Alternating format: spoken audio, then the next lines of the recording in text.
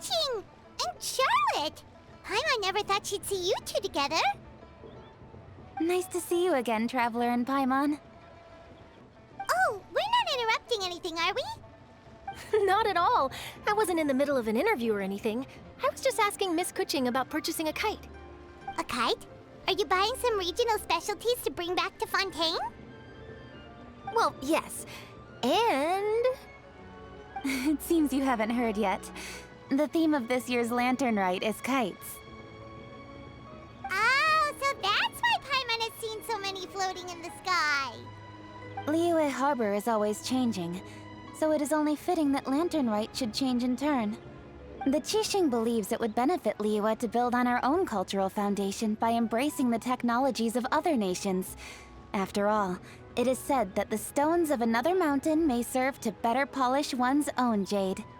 Yeah, remember my business meeting with Tianquan Ningguang the last time I was in Liyue Harbor? That's what it was about. But all I really did was use my network to introduce Lady Ningguang to some interesting people. I'm not sure that quite counts as fostering cooperation. In the end, we decided to combine Liyue's traditional art of kite making with Fontaine's mechanical vertical lifting device. Mechanical lifting device? Sounds pretty impressive. But don't kites just use the wind to fly? Why would you need to add something mechanical? Well, you've actually just answered your own question, Paimon. How high and far a kite can fly depends as much on the weather conditions as on the skill of the person holding the string. But as soon as there's no wind, you can only flail about helplessly like a sweet flower medaka out of water. Experience doesn't matter at that point. Exactly. Liyue is now a nation ruled by humans, after all. It's about time we had the power to make a kite fly, don't you think? Plus, the easier we can make it to enjoy, the more people will want to participate. Right? I also thought it was a novel idea. Plus, it shouldn't cost much to do. With Miss Charlotte's help, everything has gone smoothly. Our new mechanical kites are already available to purchase from a stall in the harbor. We're having trouble keeping up with demand. We also gave quite a bit of thought to the price. We didn't want it to be too much more expensive than a traditional kite. Cool! Turns out you two and Ningguang like playing with toys just as much as Paimon! Toys? They're not exactly toys. You see, Miss Kuching, that does seem to be everyone's first reaction. Although kites are one of our most time-honored cultural relics, outside of their use in certain ceremonies, I suppose they're considered playthings more than anything now. But to me, there's so much more than that. Think for a second about how remarkable it is that a flimsy paper kite attached to a string has the capacity to touch the sky. It is this slight piece of paper that also carries the weight of Liyue's cultural traditions. There's an old poem that goes, "O kite born of paper, flying true and sound, a lone traveler wanders, just waiting to be found."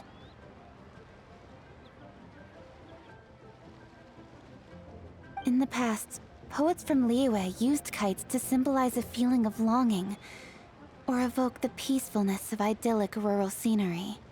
If the people of today can derive enjoyment from this activity, they will not only be more likely to better appreciate the tradition, but also to pass it down to the people of tomorrow. That's the Kuching we know, always thinking 5 steps ahead of anyone else. Well said, Miss Kuching. I've learned quite a bit myself. As long as you're willing to listen, I'm happy to share. I also know quite a lot about the various folk traditions related to kites. For example, whenever a kite blew away, people would say it was the Adepti that summoned the wind to take it away as an offering. That way, you can turn an unfortunate event into an auspicious one. What about something more fun? Do you know anything like that? More fun. Let me think. Oh, I suppose we should first talk about how kites are made. It's another one of our precious forms of traditional craftsmanship. My grandfather told me that back when he was a boy, children learned the art of kite making step by step from their elders. First, you use the thin strips of bamboo to construct the frame. Then, you draw a design of your choice on a piece of paper, paste it onto the frame, and tie on the string. Then, you look towards the sky and release the kite to soar among the clouds. Some people write down certain names or desires on their kites, cut the string, and let them fly free. Others may place particular thoughts or meaning into the design itself. Are certain designs associated with certain meanings? I'm gonna jot all of this down. Well, for example, kites in the shape of a butterfly typically symbolize freedom, happiness, or the desire to break free. Fascinating. What else can you tell me? The scissored-tailed swallow is the most classic design. It symbolizes good fortune and joyful tidings. Different colors also have small variations in meaning. Are these commonly understood meanings and symbols in Liyue? Kind of like the language of flowers in Fontaine. I believe so. Most have probably heard something about it from their elders at some point. If you're interested, Miss Charlotte, I have several books on the topic that I could lend you. They could be a useful reference. That would be a huge help! Great! Looks like I've got the outline for quite the article on my hands. Perfect! We're gonna take a look around. Then I'll show Miss Charlotte to my home for a little while. I almost forgot. The Ministry of Civil Affairs is hosting a kite flying contest on the night of Lantern Rite. If you're interested, you're more than welcome to bring a kite and participate. The rules are simple. Whoever flies their kite the highest and furthest within the time limit will receive a special honor along with a secret prize. I've already prepared more than enough empty film for the event. I can see the spectacle already. Oh, Paimon was on board the moment you said secret prize. Then I'll look forward to seeing your performance. You bet! See you then!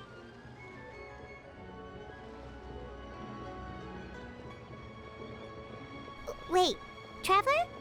Take a peek to your right. Do you see those two people lurking over there? Is it just Paimon? Or were they staring at us the whole time we were talking to Kuching and Charlotte just now? They seem fishy. Great, so it wasn't just Paimon.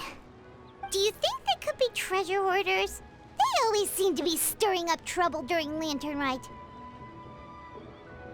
Oh, Paimon's sick of waiting around for something bad to happen. We should strike first, you know. Foil their plans before they even begin. You go right, Paimon will go left.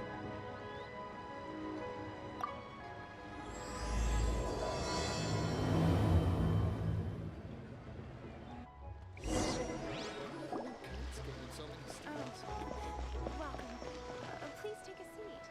Oh. It is with such an air of urgency that you appear before us. Your comportment suggests you believe us to have committed some heinous crime. Perhaps you could enlighten us as to your intentions. Whoa, where did this fuddy-duddy come from? You should be the one doing the enlightening, buddy. Don't think we didn't notice you eavesdropping. One look and we could tell you were up to no good. Tell us everything, starting with your name. One bears no secrets before two such as yourselves. You stand in the presence of the mighty and illuminated Adeptus, Moon Carver. For the purpose of this foray into the mortal realm, however, you may address one as Hojong. You kidding? That deer's got his head stuck so far up in the clouds, there's no way he'd humble himself down here with the rest of us. You may want to hold your tongue, Paimon. Don't think that Paimon is gonna believe you just because you know her name. Let Paimon guess. You're supposed to be Mountain Shaper, right? Indeed. Mooncarver and myself have descended upon the mortal realm for a visit. The two of you may call me Jiahu. Huh. Looks like you did your research. But in our experience, the harder you try to lead us on, the more likely it is that we've got a big fish on our hands. We'll go straight to the Millilith and have you arrested for impersonating a Adepti. Preposterous! Utterly preposterous! Right. Tell us something that only an Adeptus would know.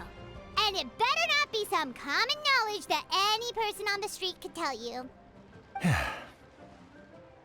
During the last Lantern Rite, we gathered at Mount Hulao with Rex Lapis and made use of Cloud Retainer's supreme cuisine machine to prepare bamboo shoot soup. Perhaps you have some recollection?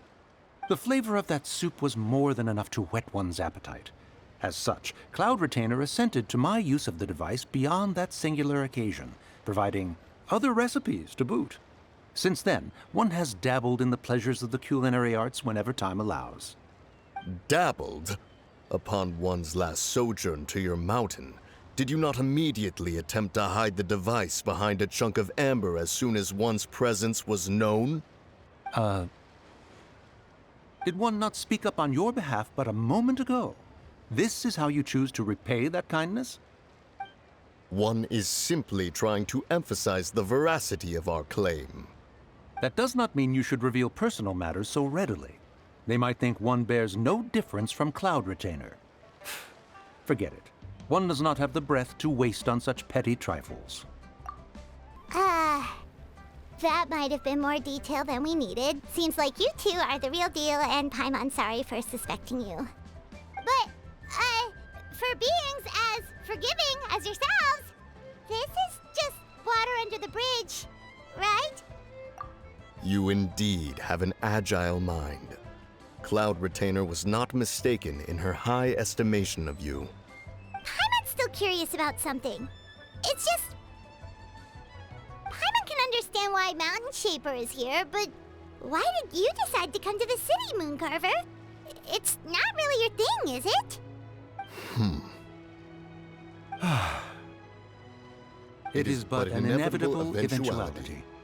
Long have the mountains remained strangely idle since Cloud Retainer's move to Liyue Harbor. With Lantern Rite near at hand, one would expect Cloud Retainer to provide us with an account of the festivities in advance. Yet to this day, she has failed to appear. Cloud Retainer is hardly the forgetful sort. One must never rest idle in the face of that which demands action. And since our acquaintances dwell in Liyue Harbor, we had to travel here in human form to avail ourselves of their aid, Cloud Retainers in this case. But a moment ago, one heard you speak of a mechanical kite of sorts. It appears the essence of the situation has hitherto revealed itself. Now it is time for one to retire back to one's abode. So, you're not looking for Cloud Retainer anymore? Perhaps there are aspects of Cloud Retainer's temperament that remain opaque to young Paimon. Given one's understanding, one can only imagine the anger that now consumes her. Cloud Retainer is of a proud and arrogant disposition. She holds the belief that her skill in mechanics surpasses that of all others. One can be quite certain it is hardly with an open mind that she regards the arrival of this new technology. One surmises that she has shut herself away, refused all company, and buried herself in the study of her own creations. To call on her would only invite her rebuke. However, if you do happen to cross paths with her over the next few days, do pass along one's regards. Sure, leave it to us. Have a safe trip back, enjoy the scenery, and happy Lantern Rite! Thank you for your kind words. We shall now depart. We got all worked up for nothing, huh? All that trouble and it turned out to be people we knew all along. Well, it's still pretty early. Let's head over and check out the kite stalls. Paimon wants to see what kinds of kites we can buy to use in the competition. The bigger and prettier, the better.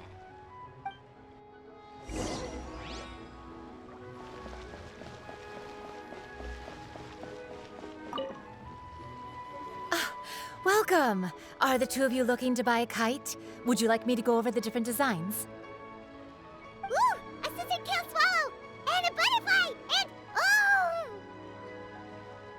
oh! This jade chamber design is our newest. It's been selling like crazy over the past 2 days. Does it also have a unique meaning? Of course. The jade chamber symbolizes wealth and abundance. The kite bearing its design is said to bring riches in the future to those who fly it. Oh, now that's Paimon's kind of kite! I apologize for the interruption, but are all your wares in order, Miss Genuine? Yes, they're just over there. The paper, bamboo, and dyes. All the necessary kite-making materials. Wonderful! I'll pack them up and get a guard to deliver the goods to Yilong Wharf for you. Yilong Wharf? Oh, wonder what that place is like during Lantern Rite. Paimon would love to go take a look. Well, if the two of you are interested in going to Yilong Wharf, then could I trouble you to find Gaming and deliver these goods together? Is Gaming the guard you just mentioned? Well, yes. The communications office handles shipments and transports around Liyue. He works for the Secure Transport Agency, one of our sub-organizations. The problem is, many of my colleagues have taken leave during Lantern Rite to spend time with their families. So, our available workforce has seen a dramatic decrease recently. If you were willing to help out, then I could get a head start on my next appointment. You do seem really pressed for time. Oh, wonderful!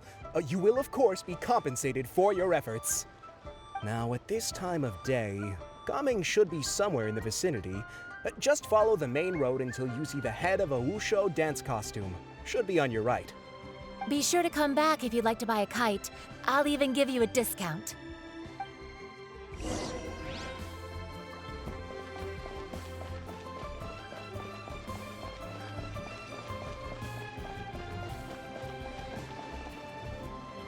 Wait, I thought we had an agreement. Loser buys dim sum tomorrow? Look at you. Scowl like that for much longer and your face might stay that way. Hey now, don't be upset. How about this? You extend the invitation, and I'll pay. No way, Gaming. You're always the one picking up the tab. I'm not trying to be a sore loser. I just didn't expect you to come from behind to win like that. That was nothing. All in a day's work, friend. Perfect, Gaming is here. Sorry to interrupt, Gaming. We just spoke to a guy from the communications office who needs you to deliver some goods to Yilong Wharf. Oh, that must have been Longzhou. Looks like I've got work. Gotta go. Sure, go do your thing. Let's have a rematch when you get back. I won't let you win so easily next time. Alrighty, you can hand the goods over to me. Must have been heavy hauling them all this way. Let me take them off your hands. It wasn't that bad. It's just some kite-making materials. Plus, we didn't have to walk very far. Kite-making materials. I see. I'm glad it wasn't too much trouble, Paimon. Still, I owe you one. Ah, and you must be the traveler. It's nice to meet you. Thanks for your help. Huh? You know us? There probably aren't many in Liyue who don't. I've heard quite a bit about you two.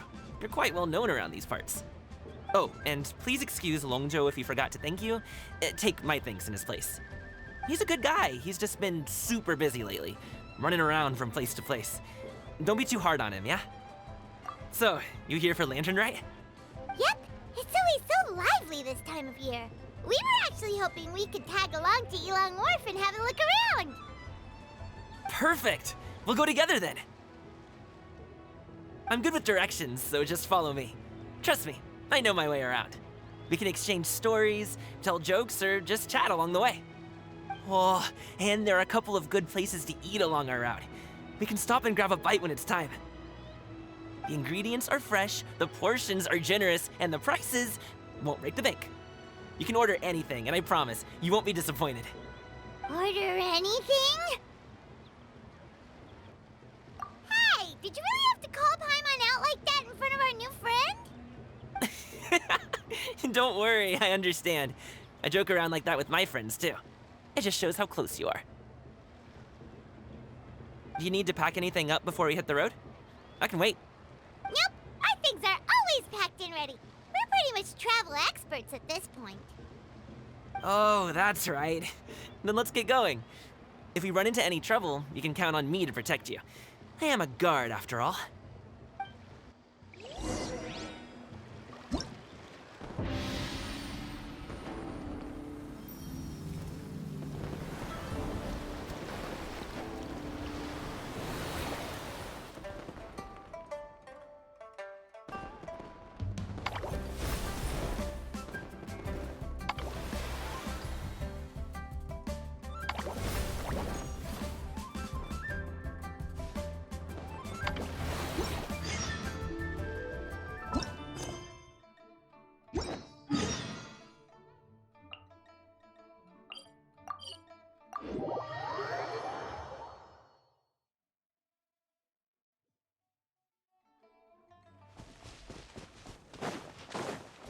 Ooh, the docks are just a bit further. One step at a time. Hang in there.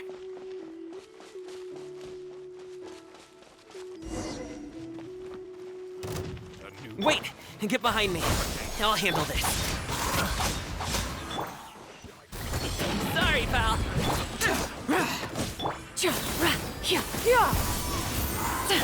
Scatter! Got careless. Suffocate!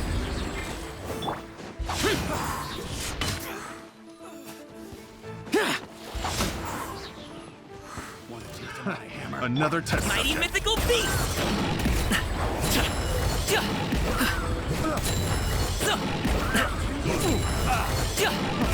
Free!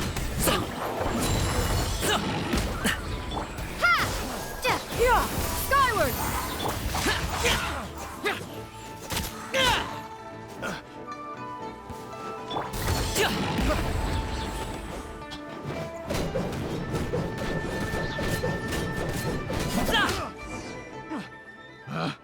Picked the wrong test subject. Seems like we really can't go anywhere without running into treasure hoarders, can we? Yeah, it's not uncommon for deliveries to get intercepted. That's why this job needs guards like us. Paimon was impressed by your moves back there. You seem like a real pro at your job. Oh, that's not a skill I learned on the job. It's just a hobby. Have you ever heard of wushu dancing? Really? Wushu dancing is famous in Chunyu Vale. Performers might be invited to promote the opening of a business or to spread good fortune during a holiday season. But I must admit, it has nothing on the popularity of the Liyue Opera. I'm also well aware that people in Liyue Harbor aren't exactly jumping at the chance to watch wushu dancing. So, it's not something I do full-time. Huh? You have 2 jobs? How do you have the energy to do all that? It's not that tiring. You just have to take a rest. Ah, Paimon gets it, so you must sleep a lot then. Not really. Just yesterday, I stayed up all night playing cards. Oh. Let's go. The docks are just up ahead.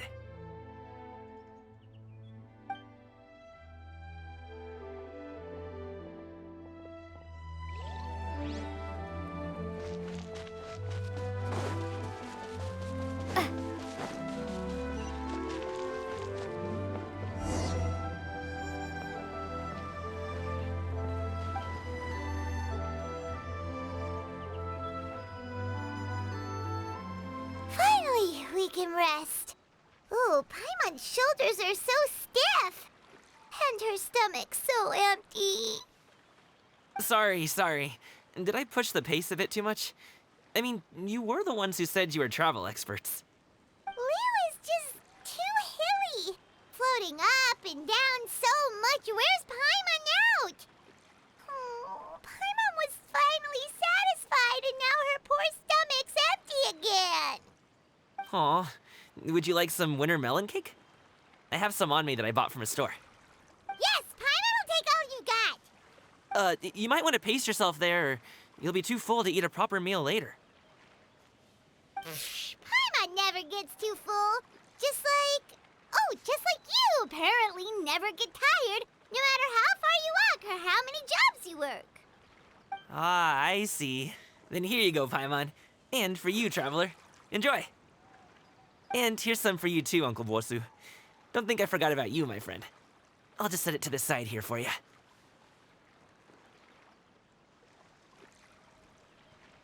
That hit the spot. Paimon thought she was going to starve to death for a minute there. That close of a call, huh? I've been eating winter melon cake ever since I was a kid. You can buy them from all sorts of places, whether it's a small vendor on the side of the road or a big restaurant in the city. But each place produces cakes with a slightly different flavor. If you like these ones, I can give you the address of the shop I bought them from. I'll just have to check when we get back. Oh, all my jabbering must be making it difficult for you to enjoy the scenery in peace, huh? Don't be afraid to tell me to zip it for a little while, okay? Really, I won't be offended. It's okay. Paimon is kind of enjoying listening to your chitter-chatter. Aw, a fed Paimon is a happy Paimon, huh? Hey, Paimon can be in a good mood anytime she wants. Need some fresh bamboo for this.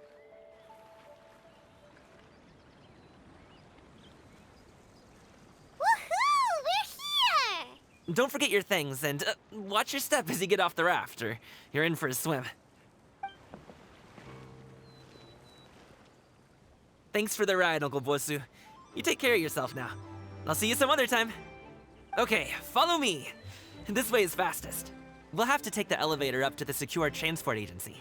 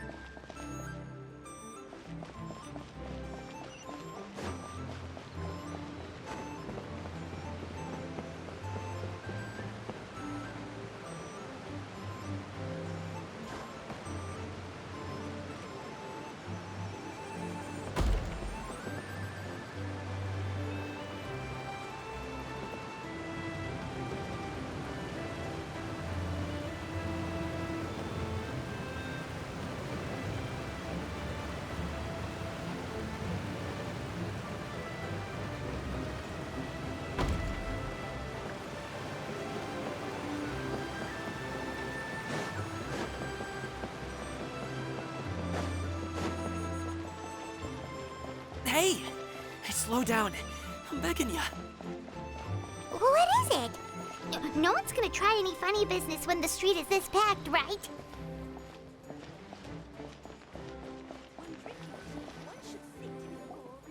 Oh, well... how should I put it? Come on, spit it out! Do you see that group of people over there? Those are my relatives. Wow, you sure have a big family. Once they start buying things, they won't stop perusing till it gets dark. This is bad. They're your family, not your arch enemies. What's there to be afraid of? Unless... Oh, did you do something horrible to them? No, it's not that. I'm just not that good at dealing with my family. It would be best if we could steer clear of them. I'll explain more when we have the chance, but right now, we've got a job to do. The left side looks pretty packed. Let's go straight. Slow and steady wins the race.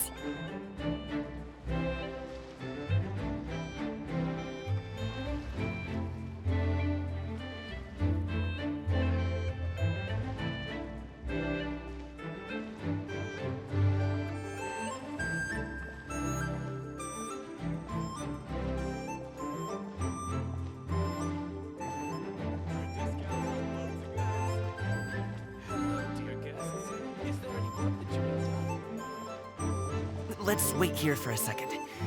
Maybe my aunt will leave.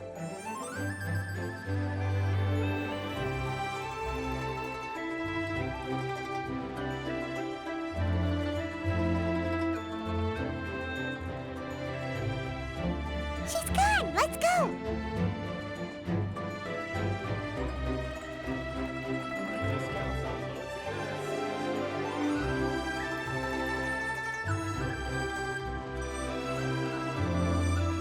Turn left! Run!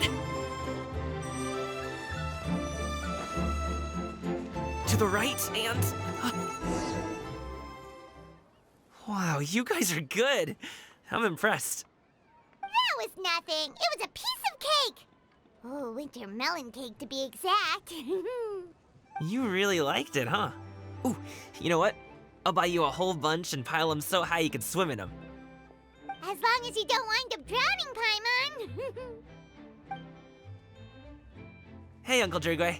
These are my friends, the Traveler and Paimon. They came to deliver some goods with me.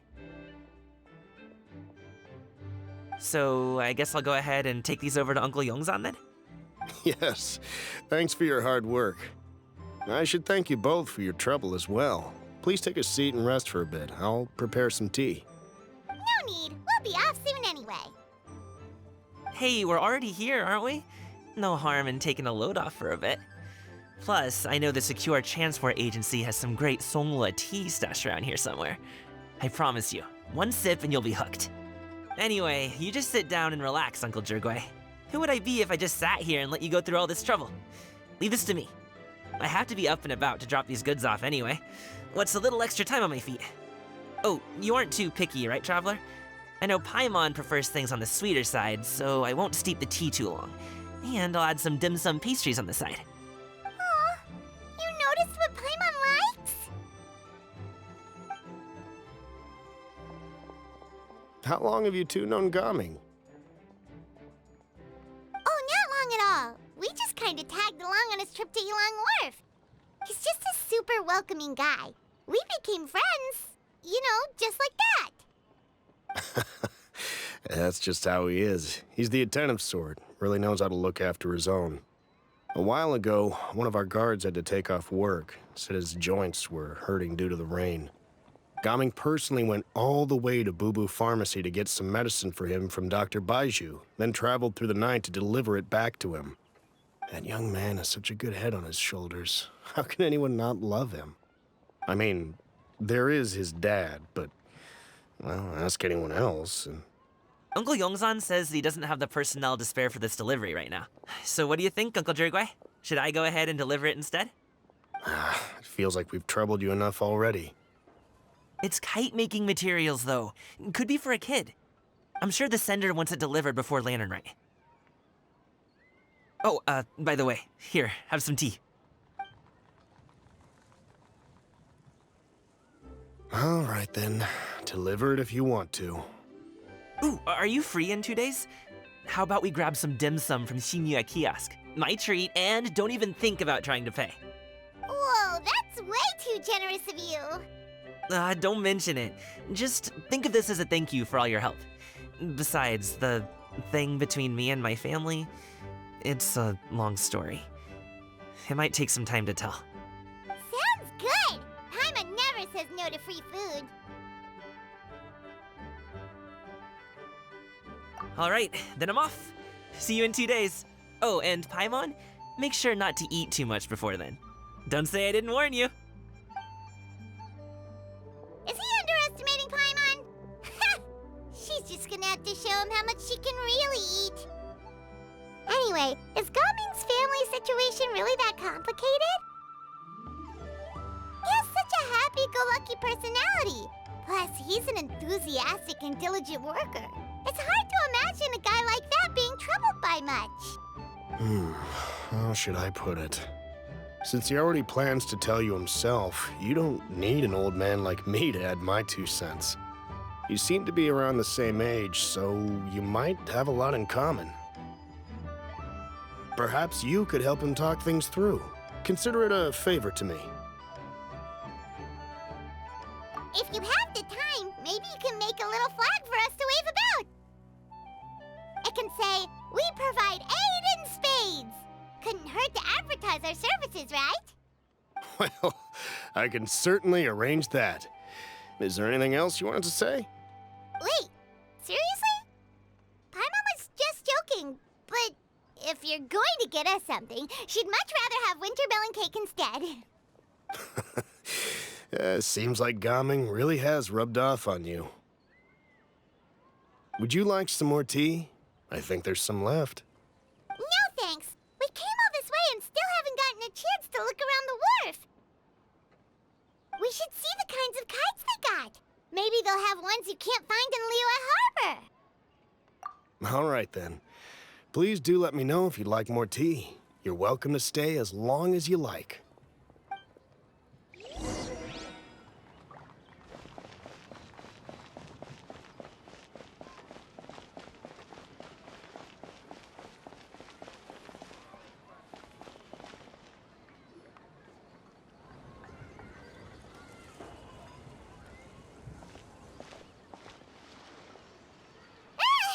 What are you doing here?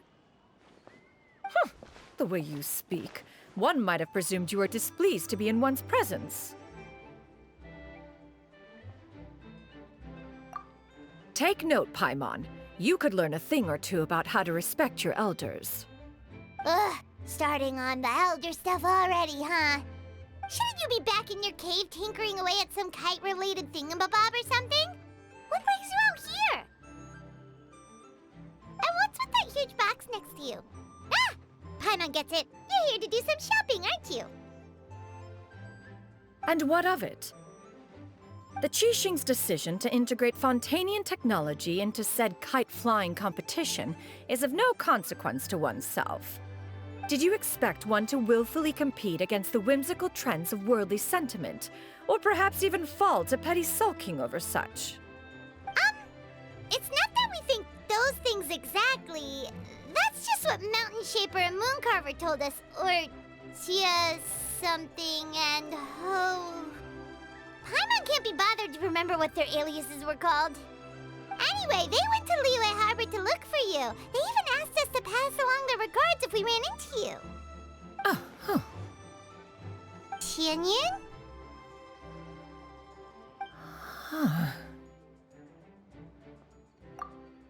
It appears time has quite flown since one's arrival in Liyue Harbor.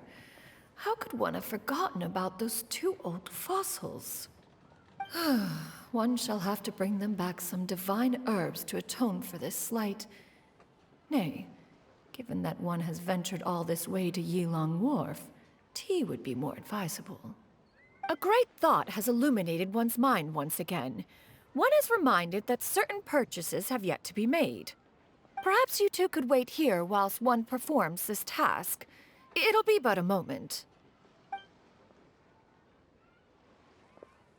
Huh? Wait, here? You really just gonna ditch us here to watch your stuff? Oh, that woman really just does whatever she wants. Hey, not you too, Traveler! Oh, all this Paimon ditching is super not appreciated. Just come back soon, okay?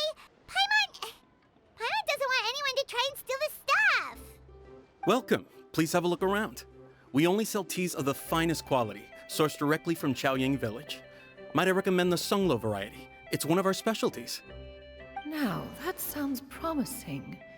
One will bring some back for those old fossils, and all will be well. 2 boxes will do. Wonderful.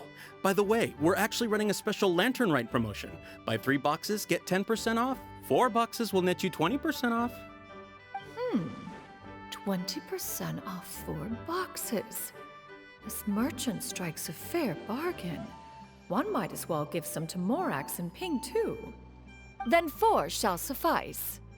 I see. Are you intending to give these as gifts? If so, perhaps I can interest you in these exquisite gift sets. Buy 10, get half off. Look at the magnificent design, and the red ribbon gives quite the festive flair, don't you think? Such a gift would be sure to impress any lucky friend or family member.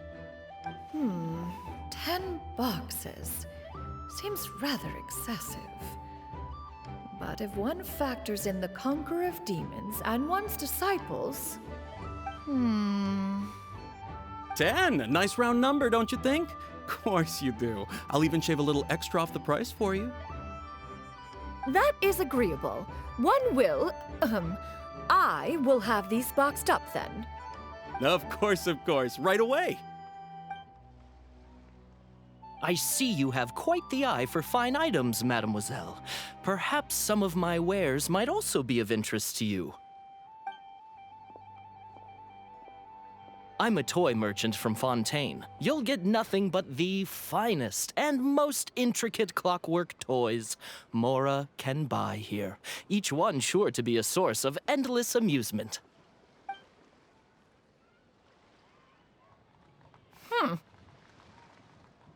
Perhaps you could enlighten me then. When should said amusement be derived? Well, that is, of course, best understood by playing with them yourself. If you could wait just a moment, I can bring one out and give you a demonstration.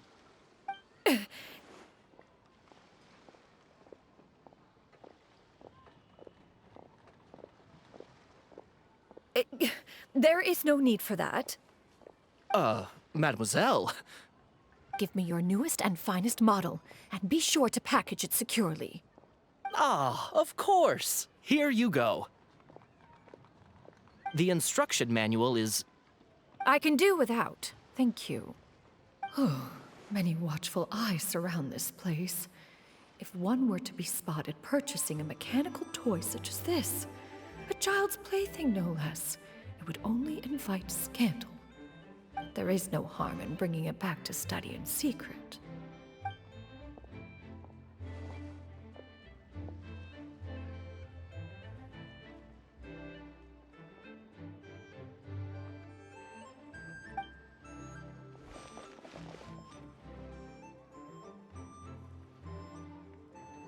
Xianyan, did your shopping go smoothly? Naturally. One may not delight in social interactions, but that does not mean one lacks said faculties.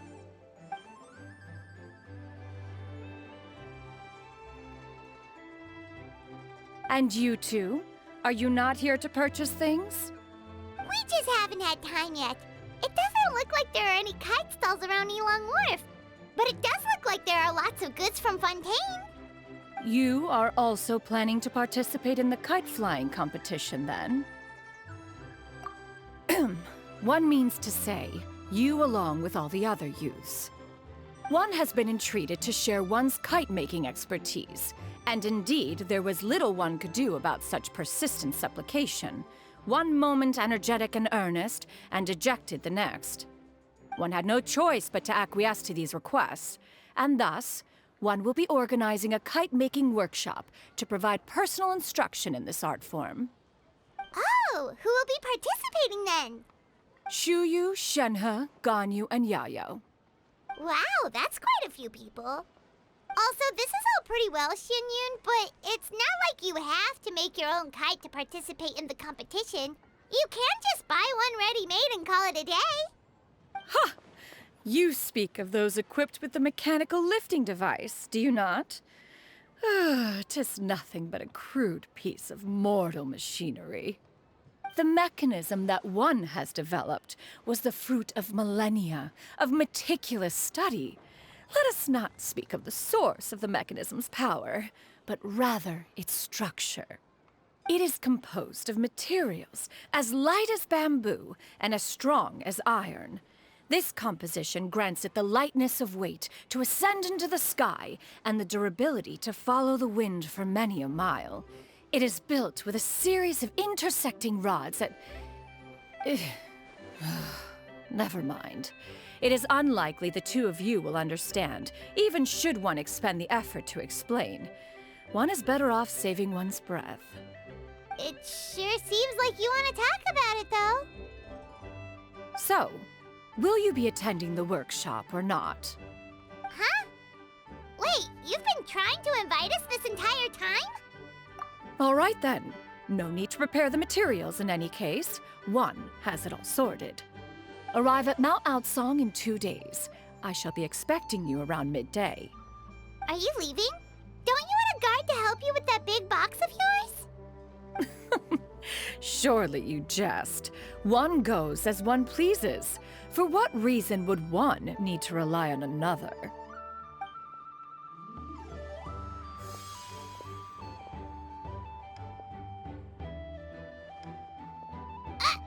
It can float? What kind of invention is that? One calls it the floating toting device. She seems pretty proud of that one. Look at her walk down the street. She seems so confident, but everyone around her is looking at her all funny. Paimon wonders... never mind. But anyway, that box of hers seems to be full of those mechanical lifty thingamabobs. Not that Paimon was peeking or anything. She just, got a bit unsteady for a second and accidentally brushed the embroidery on top. And wouldn't you know it, all the stuff inside almost came bursting out. Paimon even went out of her way to keep it all together. All Paimon say is that Shenyun sure does try hard to save face. What did she call it again? A crude piece of mortal machinery? Paimon bets she just can't wait to take it apart and see how it's made. Totally. We should probably act like we didn't see anything, though. You know, in consideration of her feelings and all. After all, that is the propriety with which one should comport oneself. When it comes to an elder, right?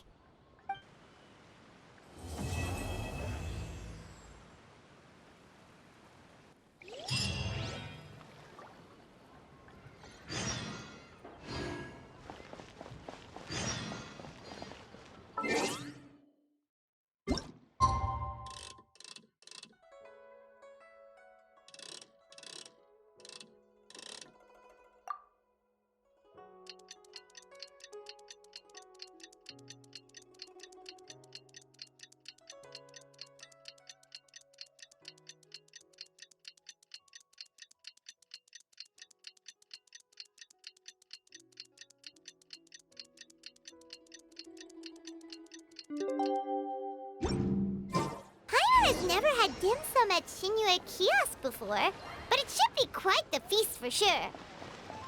Ooh.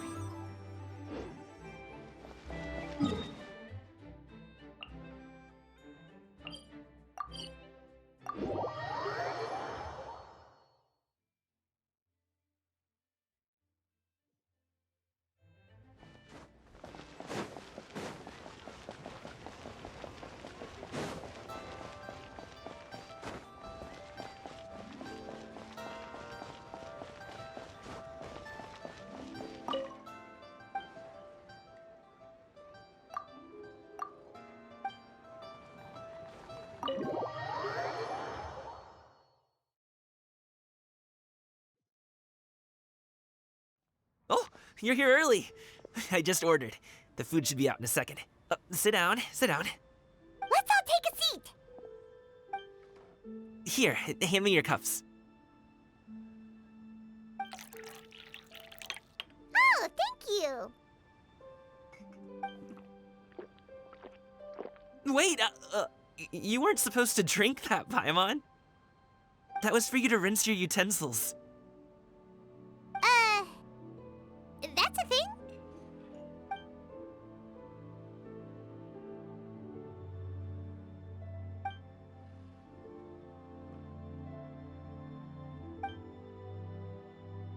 Wow, so much delicious food.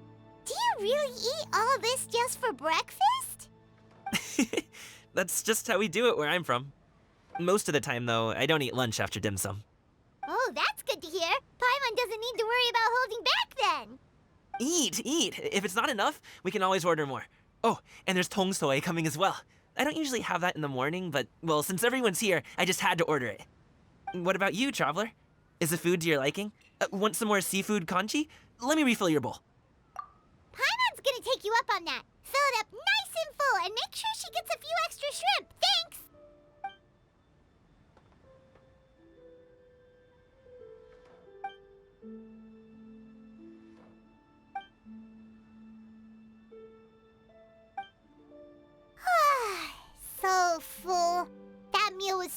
satisfying. It even gave Paimon some extra brain juice. Oh, listen. Paimon's figured it out. Let's think about this for a second, Gaming. You invited us to this awesome restaurant and ordered a whole table full of expensive dim sum just for the three of us.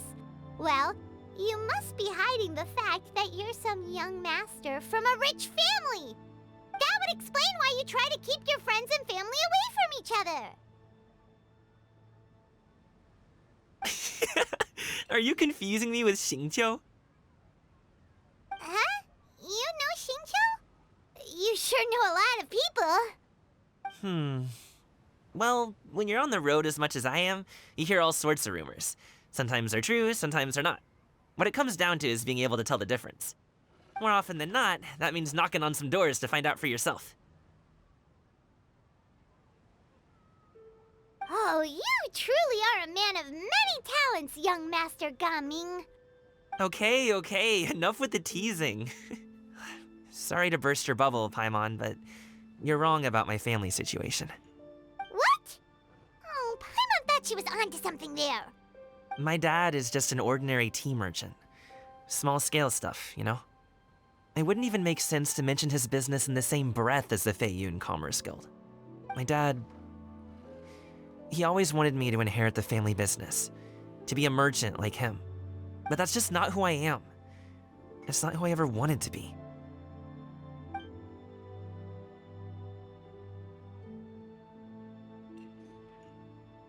Have you ever talked to him about it? You know, about your interests and aspirations and stuff. Of course I have. I told him I wanted to be a wushu dancer. That I wanted all of Tevat to see what I could do. According to my dad, though, that wasn't a real job. Just a child's pipe dream. Oh, that's terrible. I'm sure he thought I would come around eventually, but wushu dancing has always been the only thing I wanted to do.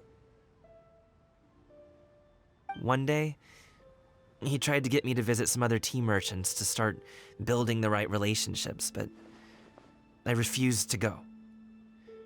We got into a huge fight. We were this close to throwing hands.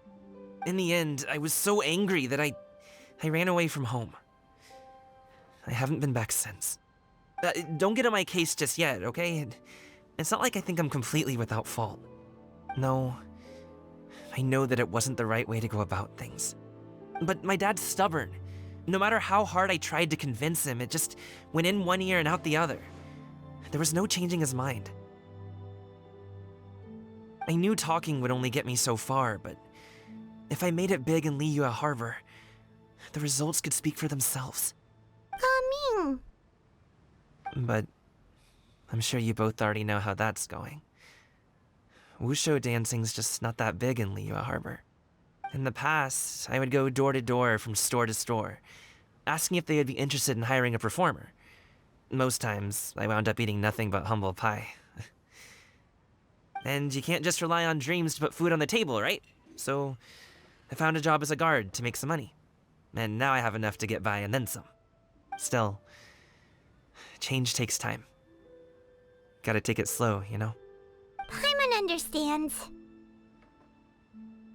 Okay, enough of all that serious talk. Our tea's getting cold. Ooh, let's do something fun this afternoon. What do you say, huh?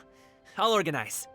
Actually, we kinda already have plans this afternoon. We told Xianyun that we would go to her kite-making workshop. Oh? Are you interested in kite-making, Gaming? Oh, no. It's just that I happen to know Auntie Xianyun. Do you not know who she really is, Gaming? Oh, I know that she's an Adeptus.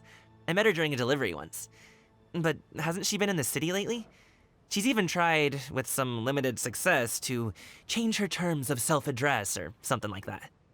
She came to see me a few days ago to ask about luminescent dyes. Oh, wait a second. She doesn't plan on putting those on a kite, does she? Is that not something you can do? It's one thing to use it on cloth, but applying it to paper is another matter entirely. Why couldn't she tell me what she wanted them for? Yeah, seem to have trouble with that sometimes. It would be such a shame if everyone worked so hard on their kites only for them to get ruined in the end. Okay, I'll go with you. If Auntie Xianyun wants to use those dies on a kite, the formula will need to be changed. Great! The more the merrier!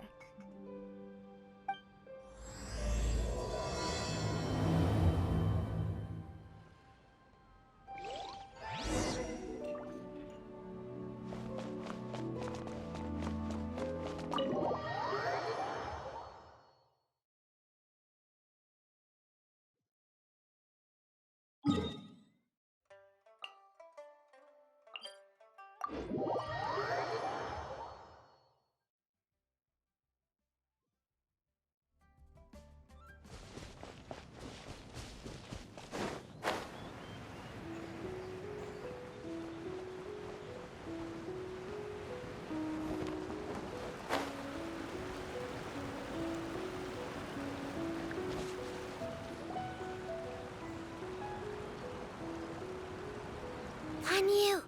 Ganyu! Come on, wake up! Some friends have arrived! Hello, friends.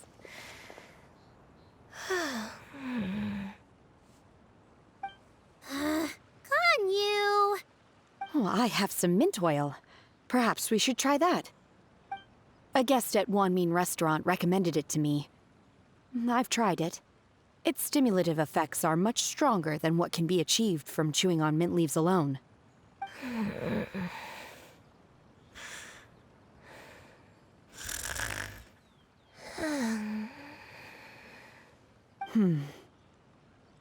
Apologies in advance. Wait! Shenhe! Not there!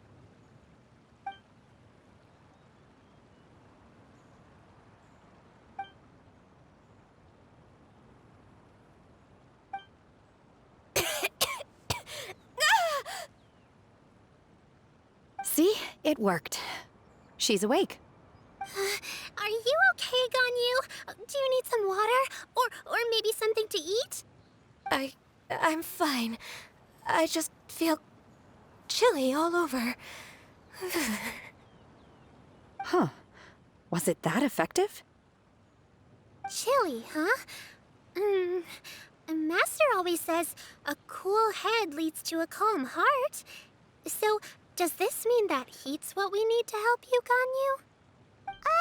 Paimon doesn't think that's what the expression means exactly. I feel a bit better now. Was I asleep? Must have been around the time I usually take my midday nap. Did you not sleep last night? That does seem to happen to you often. Perhaps you should come work at Wanmin Restaurant with me. We get off at 10 on the dot every night without fail. I could never. I'm sorry. I seem to have missed your name. You are... Me? My name is Gaming. I work as a guard for the Secure Transport Agency. Gaming. The name sounds familiar. I believe I've heard your name mentioned around the Ministry of Civil Affairs. People tell me you're an extremely enthusiastic worker, and you are very generous with your help. Well, you know me. Or, I guess you don't. My name is Ganyu. This is Shenhe, and this is Yao Yao. It's an honor to finally meet you all. Oh, you must be here for Auntie Xianyun's kite-making workshop, right? Yes. I have neither made nor flown a kite before. As long as Master is willing to teach, I am willing to learn. Me too! I want to participate in the kite flying competition with my best friend! Plus, it's more meaningful if you make the kite yourself, right? Your best friend didn't come with you? Well, Chi-Chi's been super busy helping Dr. Baizhu lately. I'll meet up with her later and give her a huge surprise. Oh, I also brought bandages and ointment with me today. It's easy to cut yourself when working with bamboo, so I thought I should come prepared. Wow, you're really thoughtful. As for myself, I'm afraid I lack some of my companion's enthusiasm. I was originally planning to buy a ready-made kite and just enjoy the festive city atmosphere with everyone. But Cloud Retainer is always going out of her way to look after her juniors, wanting us to have the best there is. She always puts us before herself. Huh. It was so thoughtful of her to arrange this workshop, so I simply couldn't let such consideration go to waste. My motivation for being here might be a little different, yes, but I'm ready to put in just as much effort as everyone else. Well, we're all here, but where the heck is Shen Yun? Shouldn't she be here by now? Who is it that speaks of oneself in such an ill-tempered tone? Oh, come on! You clearly heard Paimon! Master stopped to buy grilled tigerfish to share with everyone. Come get it while it's still warm. Oh, Paimon, sorry, Miss Illuminated Bird! Paimon always knew you were the smartest, coolest, and prettiest Adeptus. Someone as wonderful as you is sure to have brought enough for Paimon as well, right?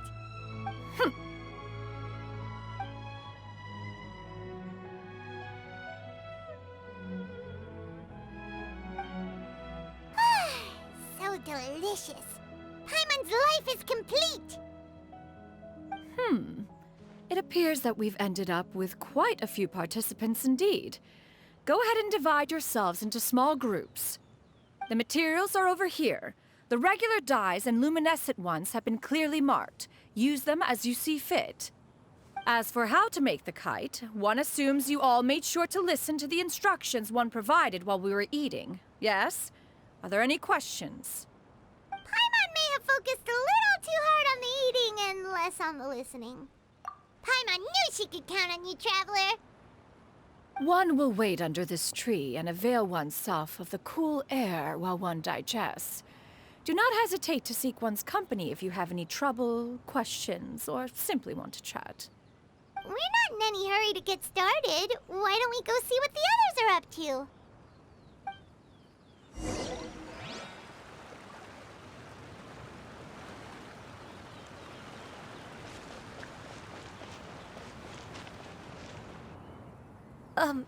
Shenhe, it would be great if you could refrain from putting things on my horns from now on. They're really quite sensitive. I see. My apologies. I shall remember that in the future. Thank you. No harm done. Good. Could I touch them just once more, though? No oil or anything this time. I've just always wondered what Miss Ganyu's horns feel like. Huh? Please, I told you, just call me Ganyu. Well, all right. Just be gentle. Firm to the touch with no discernible temperature. Oh, not unlike certain medicinal plants I've eaten before. Oh, still, Ganyu appears to be shaking like a cat whose whiskers have just been touched. I should stop. I see. Then I'll apply the oil to your forehead next time. Oh, no need. I'll just refrain from taking afternoon naps outdoors. Anyway, we should probably get started on our kite. It won't be long before Cloud Retainer comes to check on our progress. Perhaps we should just choose the most traditional style. Okay. Well, they seem to be getting along swimmingly. Let's not disturb them.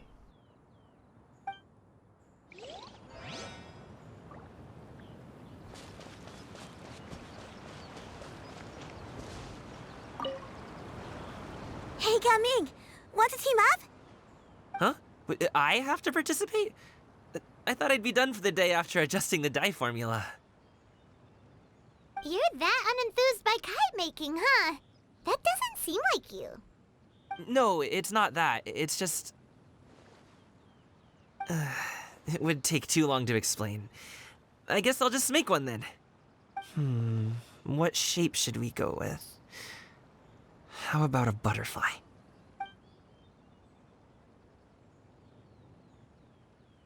What do you think, Shuyu? Is there a particular design you want? I want a swanee! That might be a little hard to pull off. True, but I still want to try. They're super cute. Okay, it's decided then.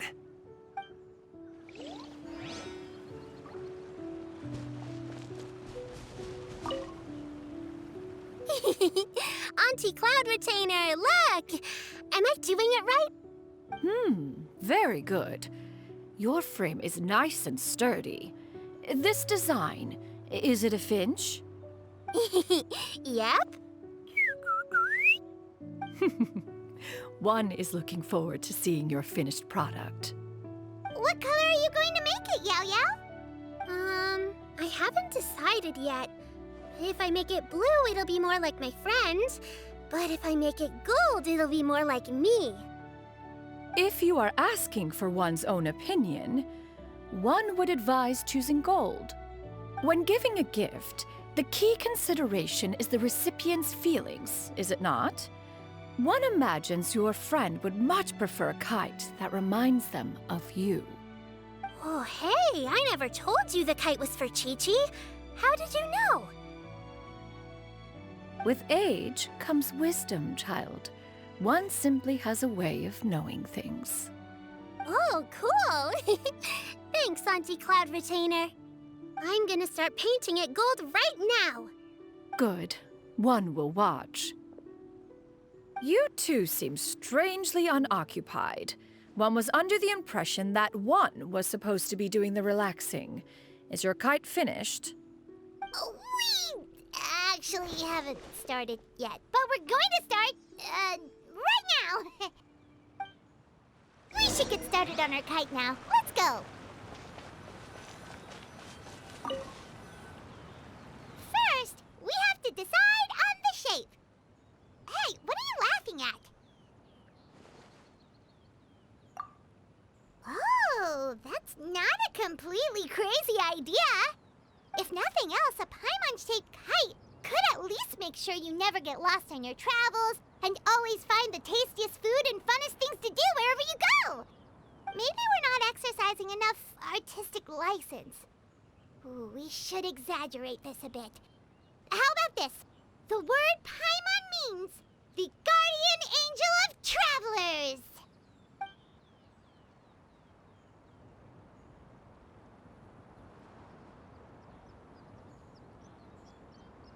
Now, what expression should we give her, since the kite is going to be flying super high in the sky?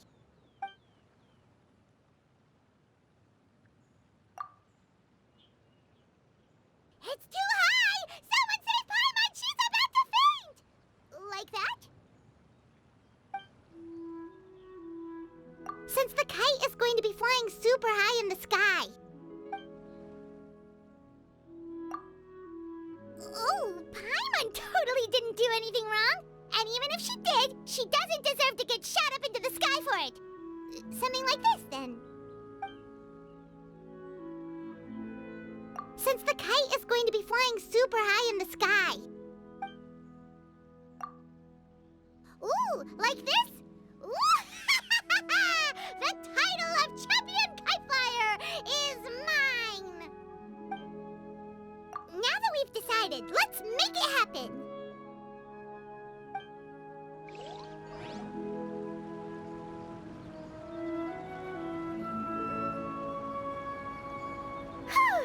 It's done!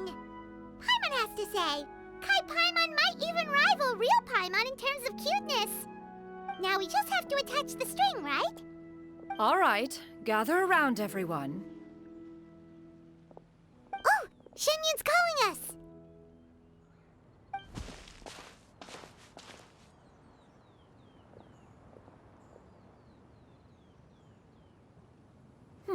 Let one take a look.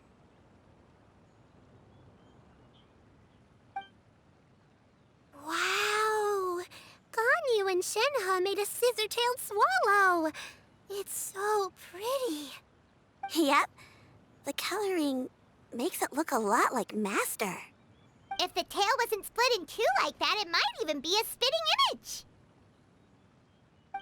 If you look closely, there are a few spots where the colors go outside the lines. Did you doze off while painting it, Ganyu? I did the painting. I stared at the paper for quite some time, but I simply could not recall the coloring of any bird. Except Master. Or should I say that I'm too familiar with her crane form? Even when she stands before us in human form, all I can see is blue and white. Oh, well, now that you mention it, Paimon can see it too. Exactly. So I simply closed my eyes and painted from memory. No way. You can paint with your eyes closed? Wow, the disciples of Adepti really are something. You are most filial, Shenhe. One is flattered by the likeness. The Swanee that Gaming and Shuyu made looks very majestic. I'm sure it'll look even more impressive as it soars through the sky. The eyes and ears glow in the dark, so you're sure to see it at night. Your golden finch is cute too, Yao Yao. It's all thanks to Auntie Cloud Retainer's guidance. What about your kite, Traveler? Ta-da! Here it is! Its self-important countenance bears a striking resemblance to that of its namesake. It makes her look like she's already won the competition. Well, that's gonna happen one way or another. Is that the Jade Chamber? Oh?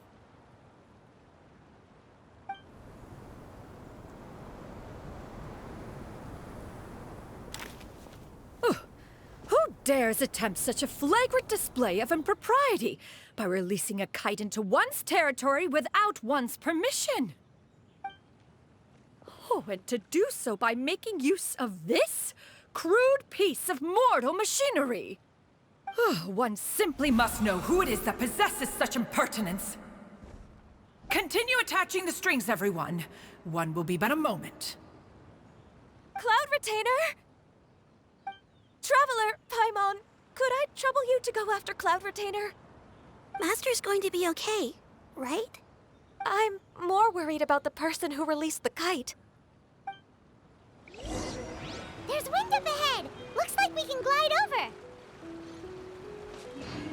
I hope the person who released the kite is going to be okay. Please look after Master for me.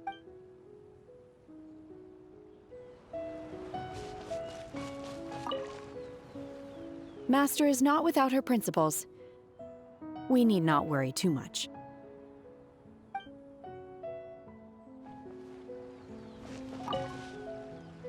Be careful, you two!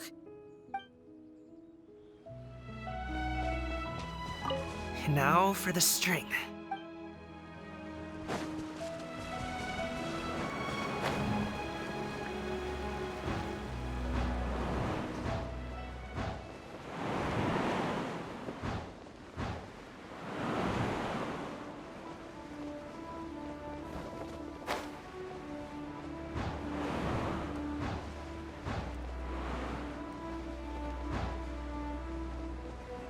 It's right there!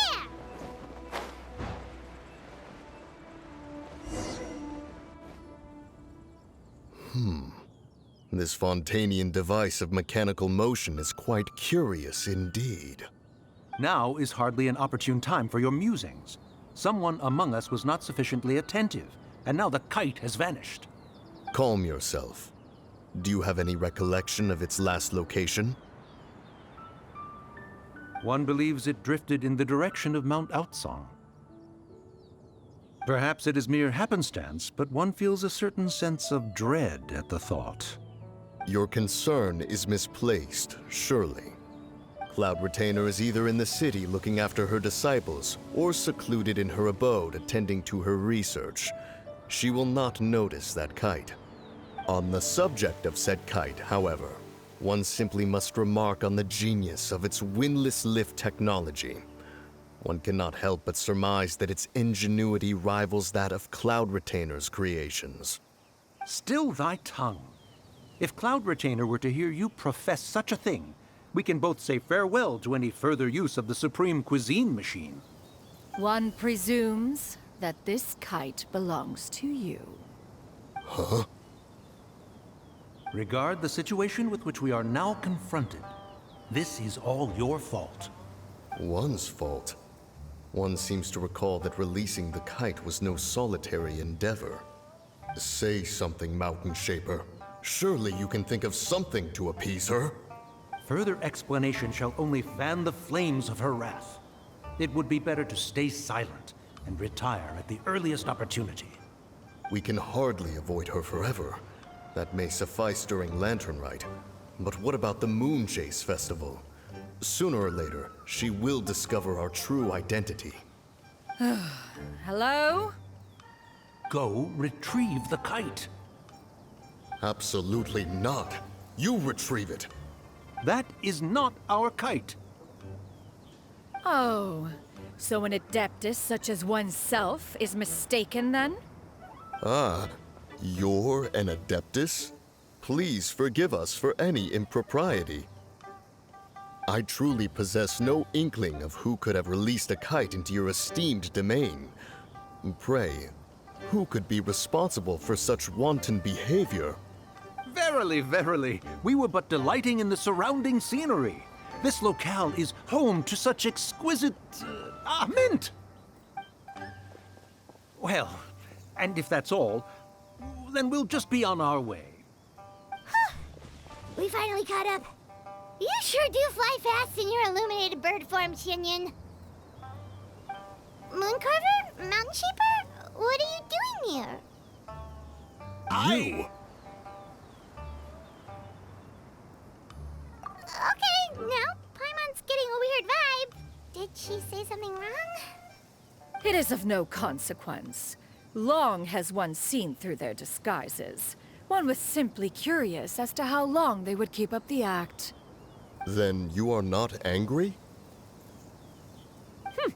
How could one feel anger at the sight of two old friends enjoying themselves? One is also well aware of how enticing these city novelties can be. We were simply consumed by a fit of festive spirit. Seldom do we get the opportunity to partake in the delights of the times. However, we are far from being as adept as you in matters that require a deftness of hand. No worthy kite could be born of our own making. Thus, we could only take the convenient route, so to speak. Your prowess in mechanics is unparalleled, Cloud Retainer. You wield the wind and waves themselves. Your singular talent stands unmatched across the land. Of this, we are well aware.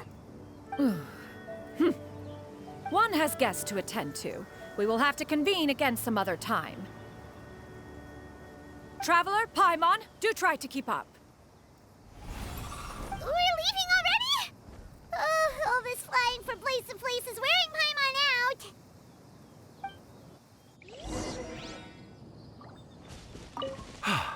It seems that one's concern was misplaced after all. Then, should we continue flying the kite? A splendid suggestion, but it would be advisable to change locations. Perhaps your mountain would suffice? It is more than spacious enough.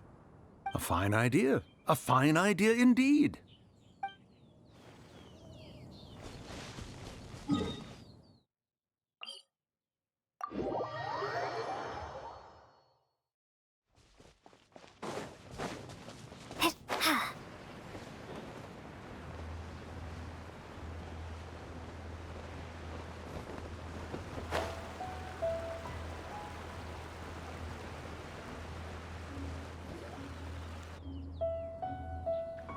They're back.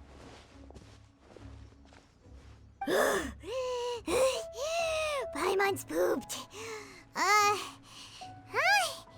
Why are there only two of you left? After you left, Yao Yao and Shu Yu tired themselves out playing with their kites. Gao Ming offered to escort them home. Before he left, he said something that I don't quite understand. Oh? What did he say? He said, a kite is always tied down no matter how far it flies or how high it soars. Its tether prevents it from ever truly flying free. He looked quite dejected as he said this. Now that you mention it, Gaming did seem to have a rather strange attitude towards kites. A reflection of himself. Oh, if I were a kite, I would cherish that tether as a symbol of kinship and the bonds that tie us and... Shenhe? It may be an exceedingly slim and distant connection, but lose it, and you lose that which links you to home. If Gaming truly sees a kite as a reflection of himself, then I fear I understand his words even less. Well, people often have different points of view depending on their mindset and experiences, right? It's actually quite normal. Just like some people can eat spicy food, but others won't go anywhere near it? Exactly. That's why tolerance and understanding are as important as they are. Tolerance and understanding? What brought about this conversation? Did one miss something? We were just chatting. You don't have to butt in on every little thing, you know. Where were you anyway? One was merely doing a bit of cooking. Night fast approaches. If you are otherwise unoccupied, one would entreat you to stay and eat before you depart.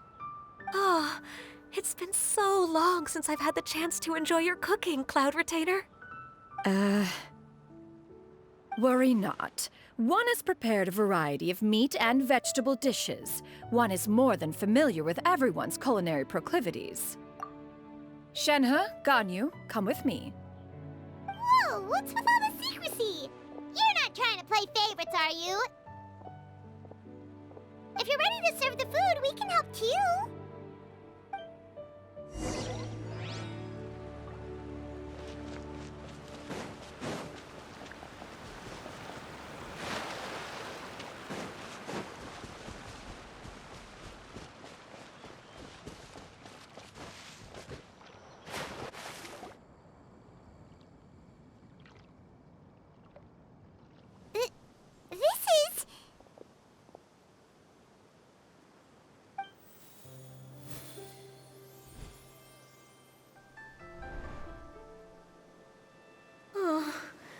I can feel the wind brushing against my legs. This is a bit embarrassing. Is the headpiece secure? I should have asked Cloud Retainer to check before I stepped outside.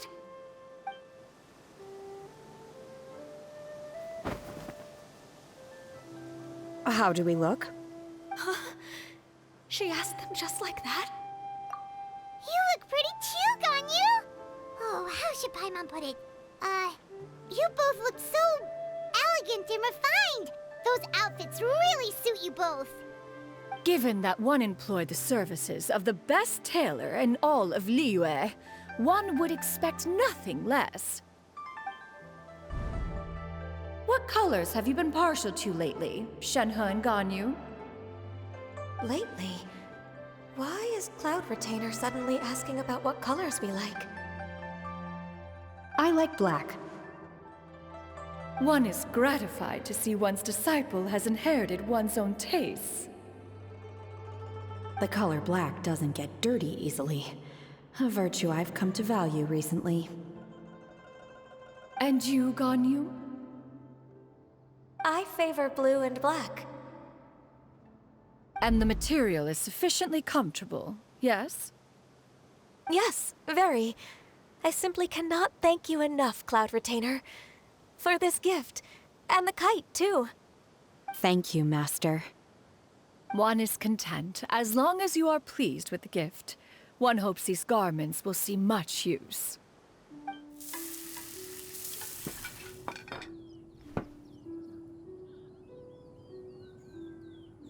Seems like your supreme cuisine machine is just getting better and better, Xianyun!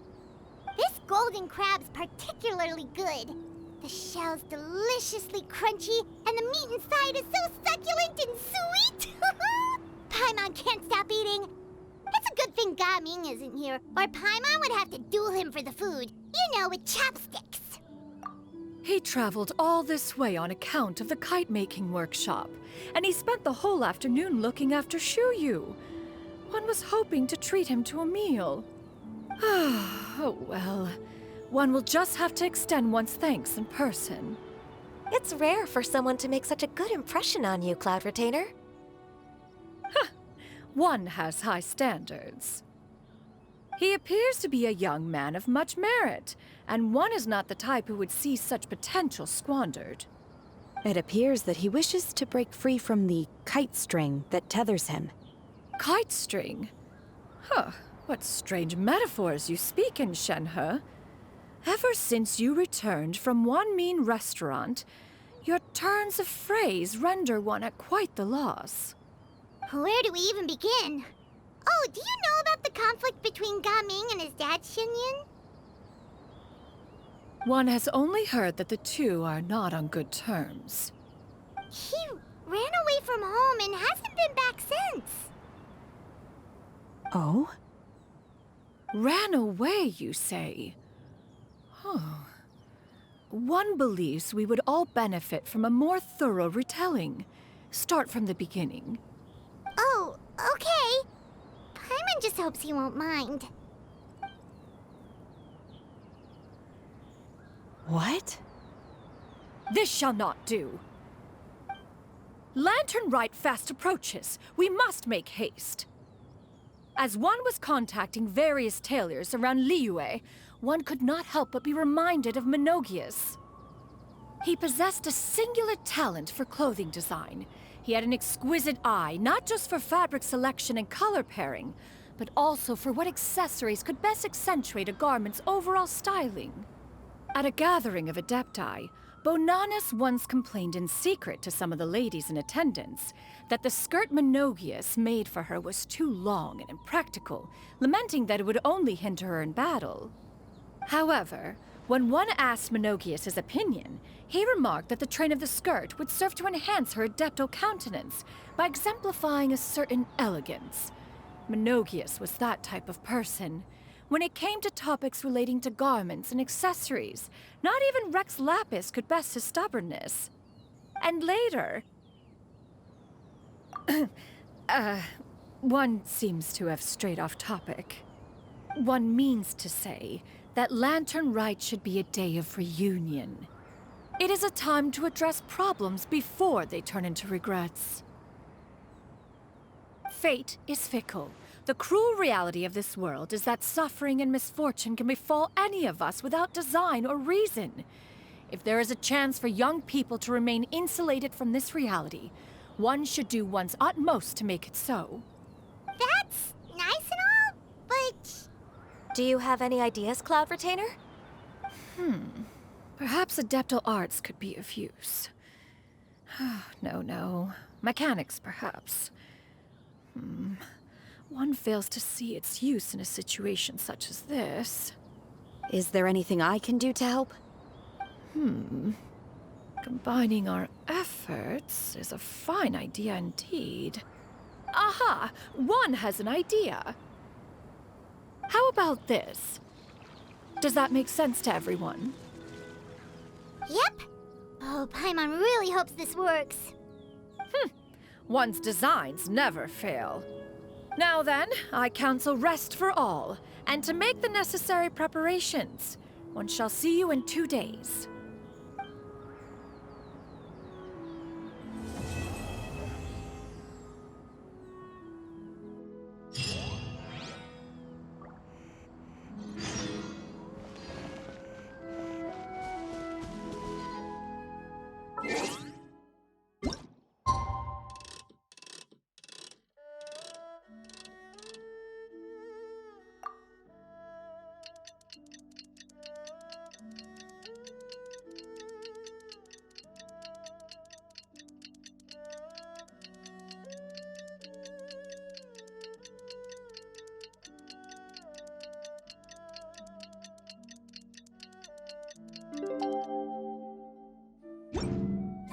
It's time to carry out the plan! Let's go find Gaming! Hope everything goes well.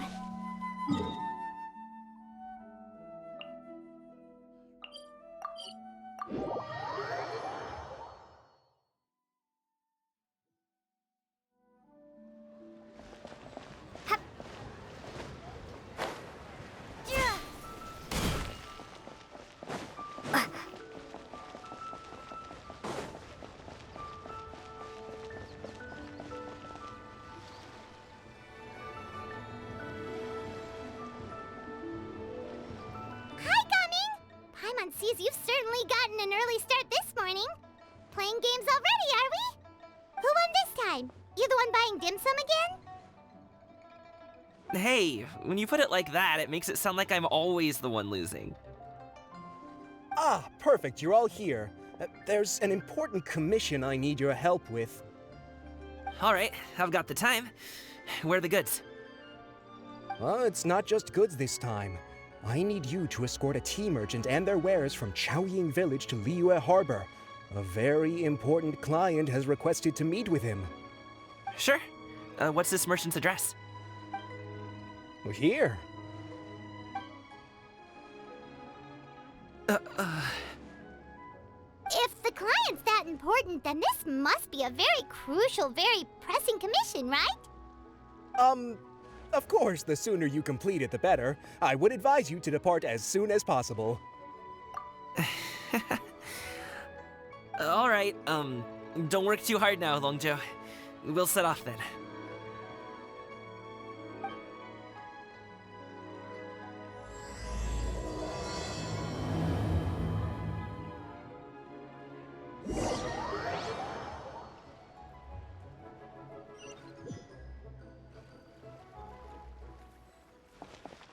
You're a bit quiet today, Gaming.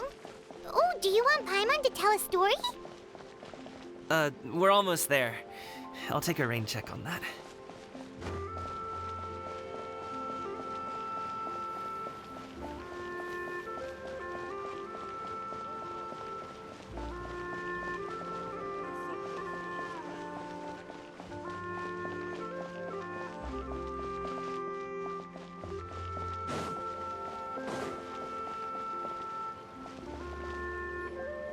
Hello, you must be the tea merchant heading to Liyue Harbor. We're here to escort you.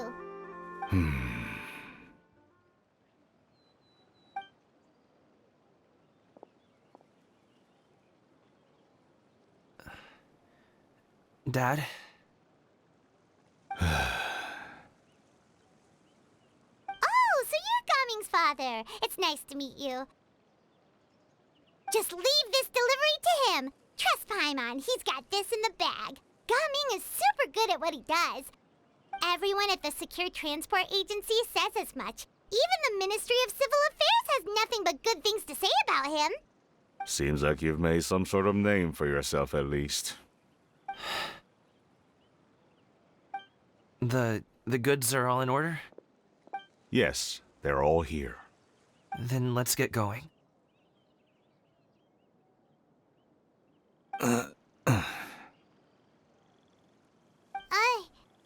very important client has asked for you by name. You kinda have to come with us. Paimon doesn't know how we would explain ourselves if you just didn't show up. Plus, you'd be missing out on a huge money-making opportunity. I see. I suppose I will have to trouble you all to escort me, then. Let's go.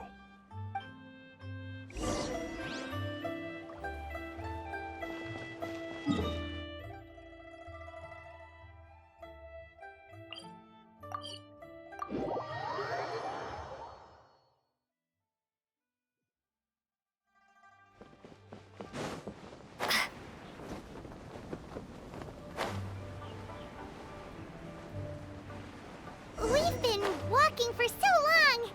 Is anyone tired? How about we stop and rest for a bit? I'm fine. Gaming, don't you usually have some delicious snacks on you? Come on, bring them out so we can share them. I'm fine. Thank you. But the winter melon cake he gave us last time was so delicious. Have you ever tried it before, Mr. Ip? Paimon.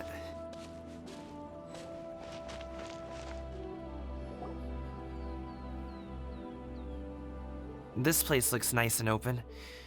Why don't you all rest here for a second? Huh? What about you? You're not going to join us? I'm not tired. I'll keep watch. Oh, but Just let him go.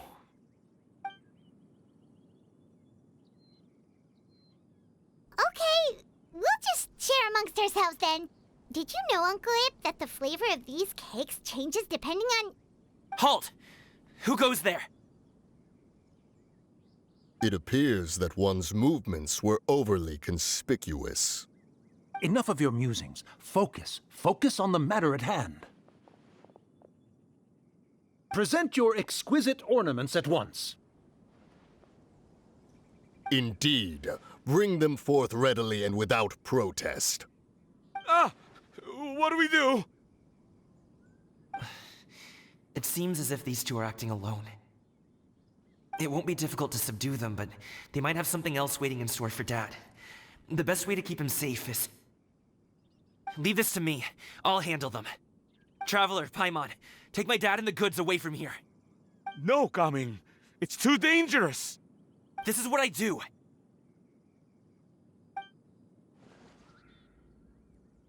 A thorny foe indeed. Let us depart and seek a target softer in blows and disposition. Don't think I'm gonna let you off so easily. Away! Let us away! Coming! Don't worry, he's a great fighter. Paimon's even seen him take down a dozen or so treasure hoarders all by himself. But Coming, If he had just stayed by my side and learned the family trade, he wouldn't have to put himself in such dangerous situations. We just have to trust him. Let's go on ahead. We'd best get away from here, in case there are other bandits in the area waiting in ambush. All is going to plan.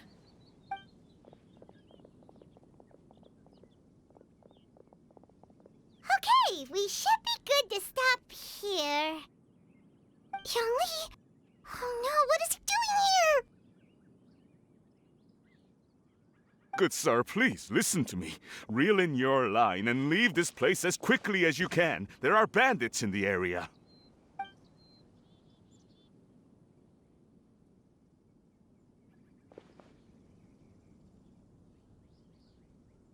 Bandits? Acting in broad daylight?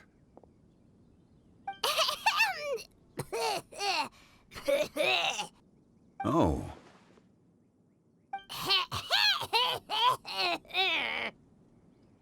Ah, I see. It appears many people are catching a chill as of late. If your throat is bothering you, Paimon, perhaps some tea and rest are in order. Nope, no need.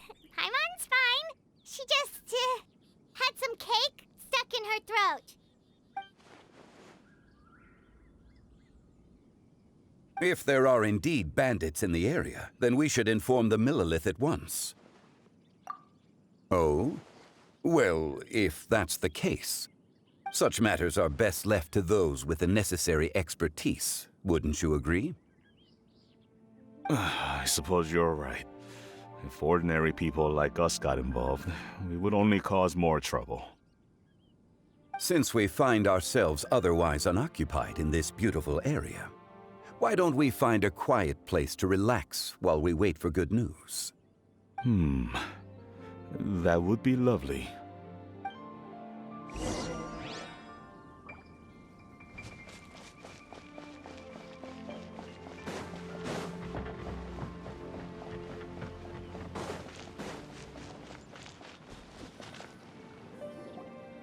So, Uncle Ip does have a reason to be worried. After all, Gaming, the guard we mentioned, is his son. Gaming. The name sounds somewhat familiar. Ah, yes.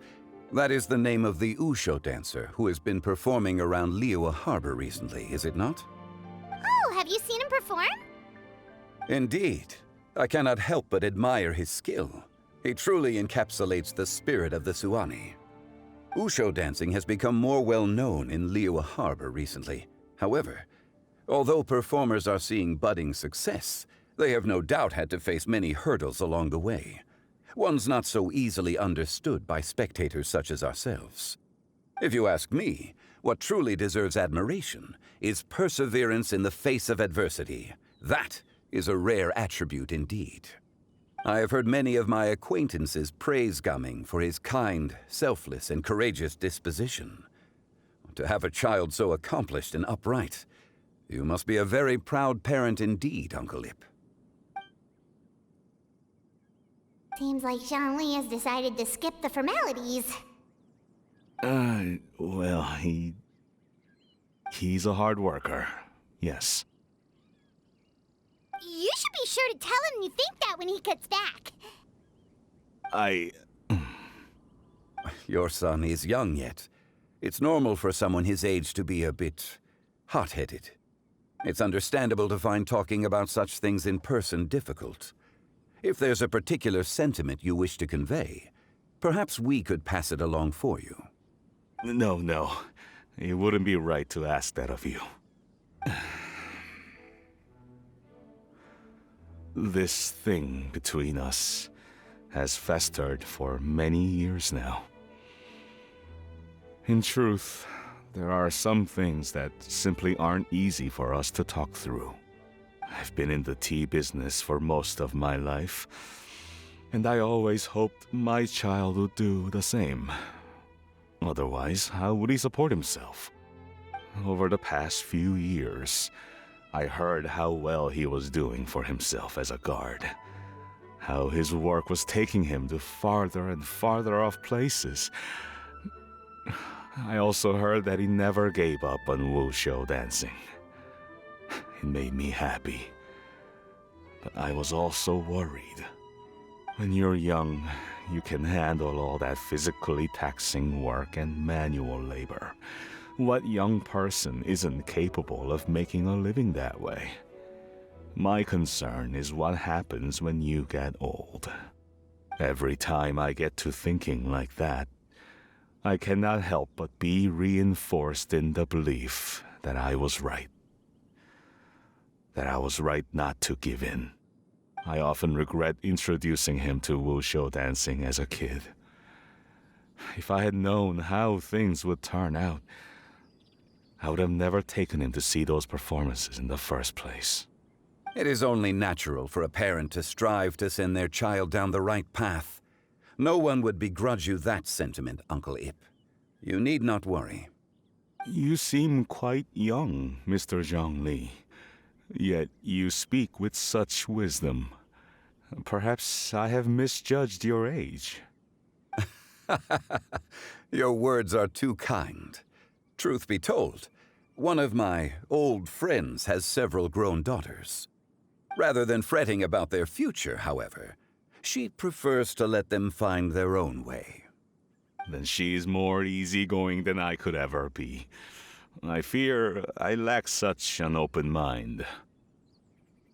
I meant to say earlier, there is no need to be so polite. Feel free to call me by my name, Ipdak. Sure. So, do you also think I fret too much, Mr. Zhongli?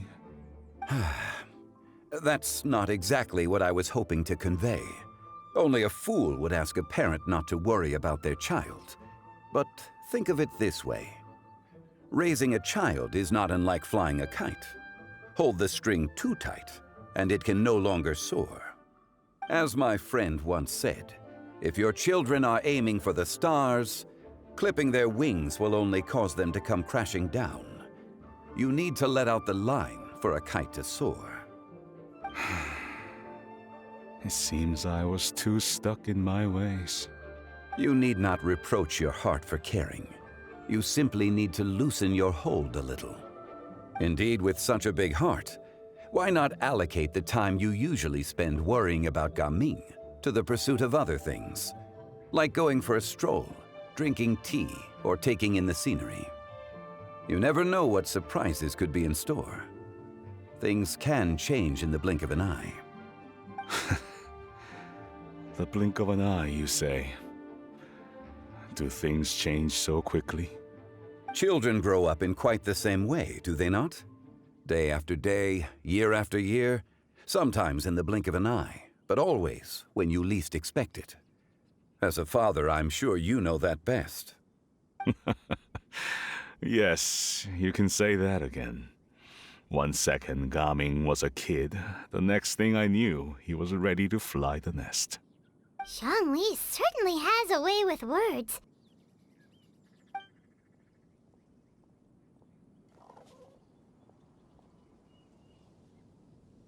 Oh, Gaming is back! Hey, Gaming, we're over here! Dad, Traveler, Paimon. Good, you're all here. Oh, and Mr. Zhongli from the Wangsheng Funeral Parlor?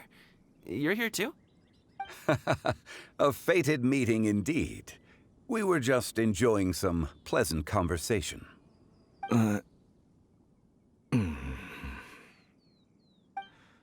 Is everything resolved? Well, you could say that. What does that mean? Traveler, Paimon, come with me. I need to talk to you. Huh? Oh, okay. I'll come right out and say it. Those two bandits, you sent them, didn't you?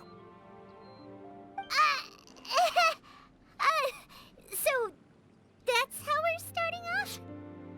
Can't look me in the eye, huh? Guess I'm right then. Okay, but how did you know? At first, their mannerisms seemed a bit stilted. But once I got close, it was obvious that they possessed great skills. I was right on their tail, and it should have taken only a few steps to catch up to them, yet somehow, I was never able to close that distance. People with that level of skill would have gone about things differently from the start, like sneaking up on us while we were distracted. Unless, of course, their real motive was to lure me away from the group all along. Wow, you're pretty quick on the uptake. I just have a lot of experience. I've dealt with many a ruthless bandit in my time, but I've never seen ones like them. In the end, I told them they would make good guards if they ever wanted to get back on the straight and narrow, and that they could hang out with me in Liyue Harbor anytime. You ever consider you might be a little too good at making friends? I'm guessing you guys were trying to help resolve things between my dad and me?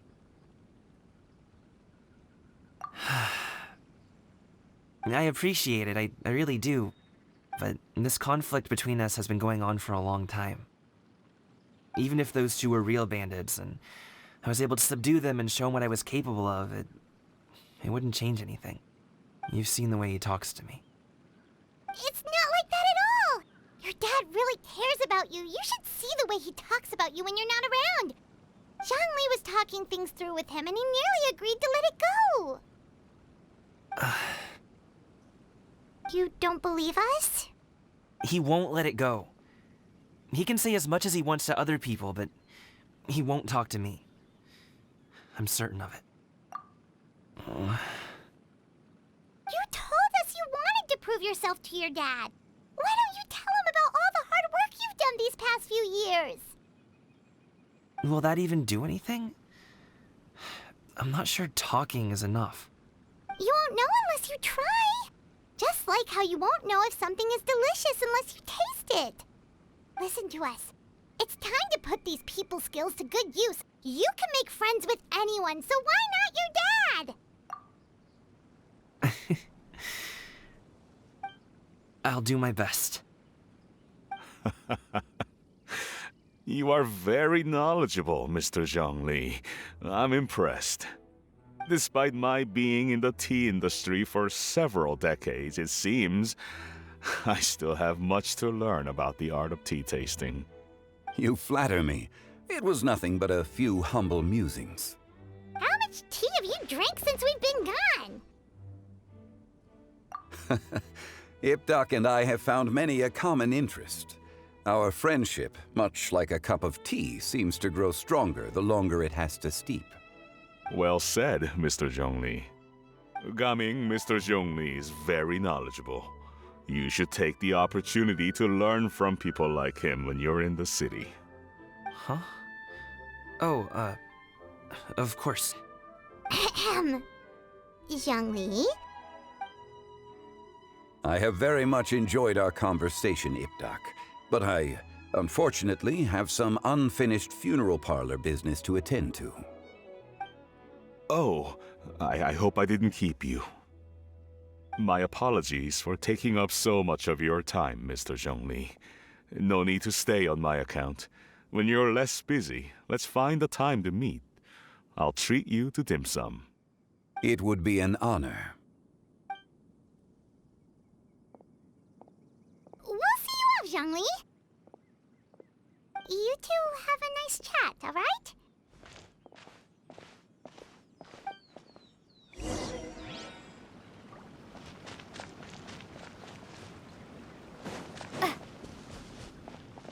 Should we sit? Sure.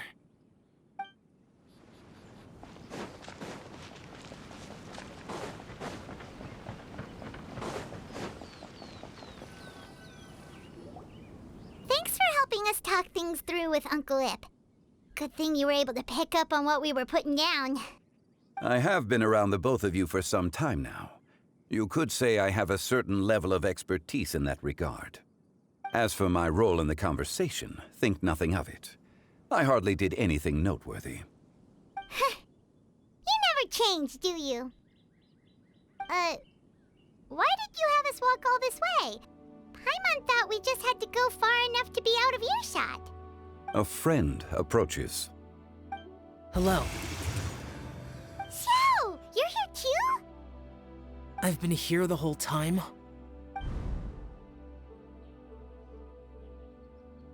A ghostly kite. Could that elusive Director Hu be coming to Wangshu Inn once again? What is she doing here? I suppose it matters not. Given her relationship with Rex, well, Zhongli, I might as well go pay my respects.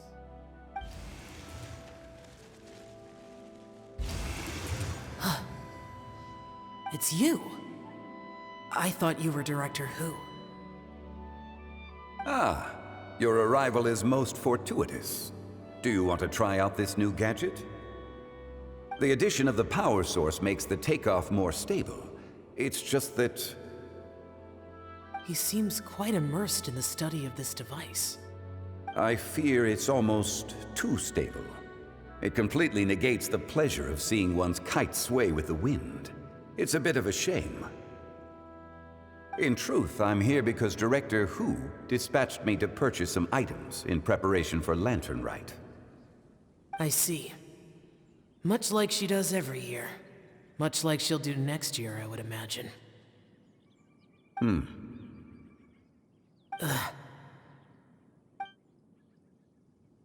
I wrong?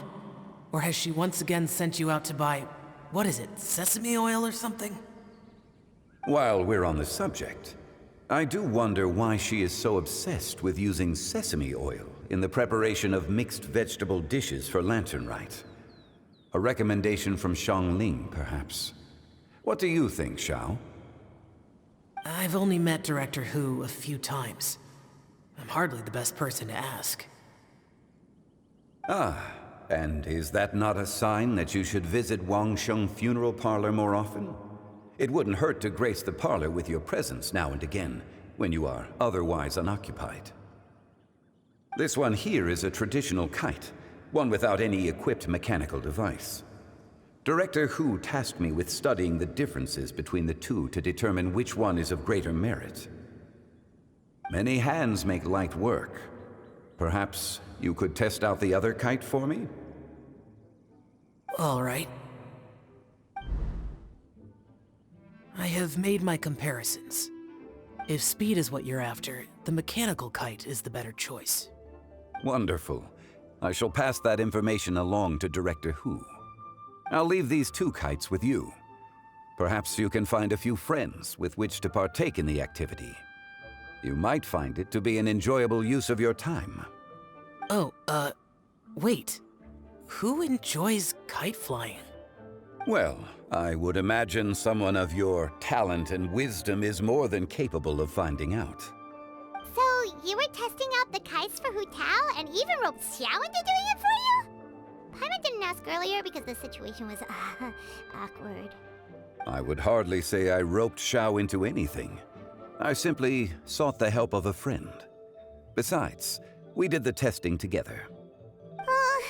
Seems like our pool of competitors is growing. Do you like kite flying, Xiao? I suppose I neither like nor dislike it. Although, Watching a kite gradually ascend into the sky does bring me a certain peace of mind. Perhaps they're a bit like shell lanterns in that way. Kite flying is also a pleasant form of relaxation. Have you ever thought about making a kite shell? Cloud Retainer taught us how. We can teach you if you want. There's no need. Menogius was the only Yaksha among us who had an interest in matters of ornamentation and design. When Lantern Rite is over, come find me near Pervasi's temple if you have the time. It's getting late. I should go inform Director Hu of our findings. How's she been, by the way? Be sure to say hi to her for us. The last time I spoke to her, she mentioned that she would be visiting Chaoying Village in a few days. If you have the time, perhaps you could also make the trip. If you happen to run into her, you can pass along your regards in person. We'll keep that in mind. Take care, Zhongli. See you later. See you next time.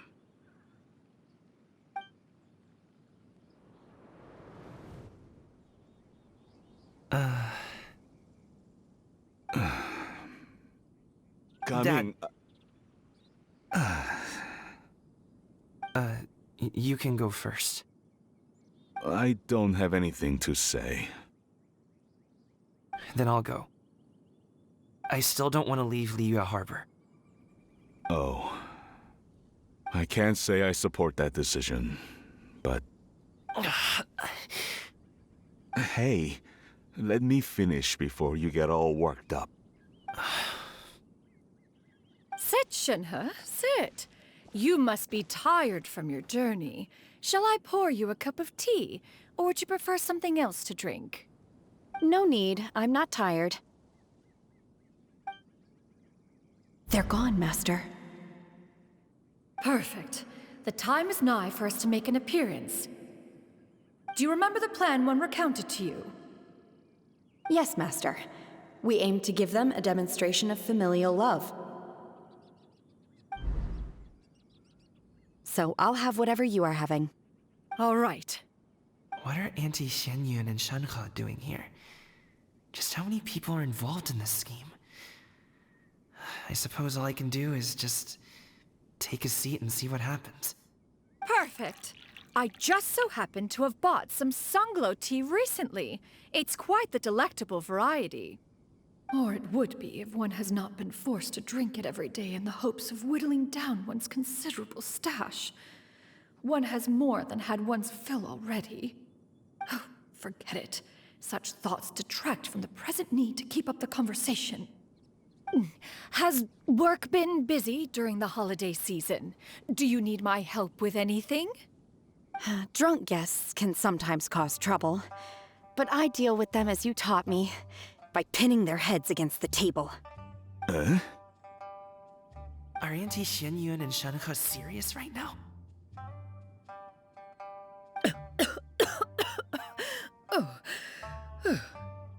Oh dear. While one was busy orchestrating this act, one seems to have forgotten about Shenhe's various eccentricities. What I meant to ask was, have you made any new friends? We live so far from each other. It would be a great comfort to me to know you were surrounded by good companions. You already know of my past circumstances. Recently, I've been conversing with Guoba in the kitchen at night. Guoba can't talk, but his companionship is a comfort. The poor child. Her one friend can't even talk. I guess maybe Gaming is not doing so bad after all. Perhaps I've been too hard on him. Let's move on, shall we? Do you have any plans for today, Shenhe? How about we do something fun? That sounds about right. Take her to do something fun, and perhaps she'll loosen up a bit. Like we used to do when we would carry stones up and down the mountain from dawn until dusk, picking herbs to eat for dinner along the way? If that is what you ask of me, then that is what I shall do. Dad, here, have some tea. Or no, wait, best not have any just yet. Yeah. I simply can't listen to that any longer. Coming. I'd like to finish what I was trying to say before. I don't support your decision to stay in Liyue Harbor, because living there is too hard on you. If you come home, there will be people to help you. I'm not saying we have to live under the same roof. I know our personalities are too similar to avoid butting heads. But you'll have your entire family around you. Your aunts, uncles, they'll all do whatever they can to help. You could get a less taxing job, and we could grab dim sum together from time to time. Huh. I didn't know dim sum was such an important affair, Master. Shh. Just think about it, okay? You don't have to decide now. Dad really has changed a lot. He would never have said these things to me before. But thank you, Dad.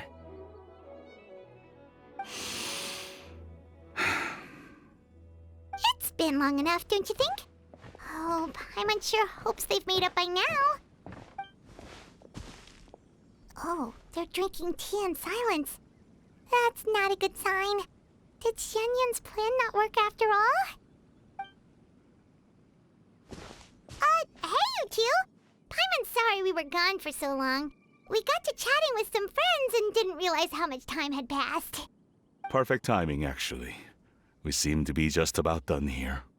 Yep, let's go. I'll get the bags.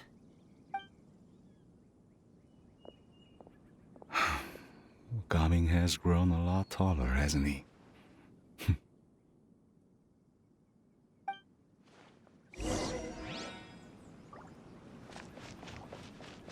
Master, did I say something wrong earlier? I tried to go along with your questions, but when I saw how you and that man reacted, I started to wonder. Not at all. Certain unforeseen variables may have presented themselves along the way, but the outcome proved favorable. The plan was a success. Then I helped? Naturally. Your purity of spirit is one of your greatest strengths, Shenhe. You need not change who you are.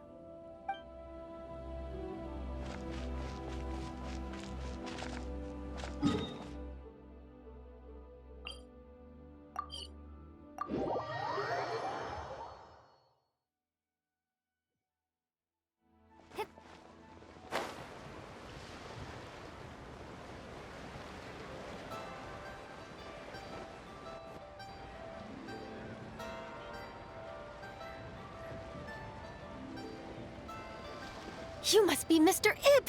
Thank you for coming all this way. My name is Charlotte, and I'm a reporter from Fontaine. You can find me writing for the Steambird. I invited you here not just to purchase your fine tea, but also with the hope that you might be willing to sit down for a short interview. What do you say? An interview? To advertise my teas? I suppose you could think of it that way. We Fontainians are big tea drinkers too. The Fontaine Market. Then I'll need some time to adequately prepare. Perhaps we could sit down and discuss the questions you intend to ask in advance. Of course, of course! Please follow me.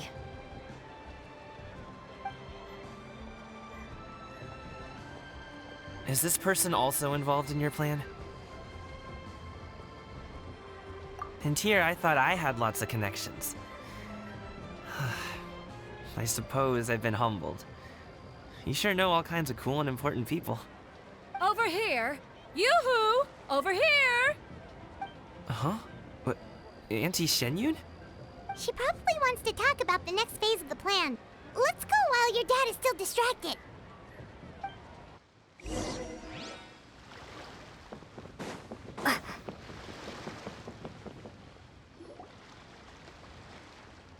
I take it that all is going well?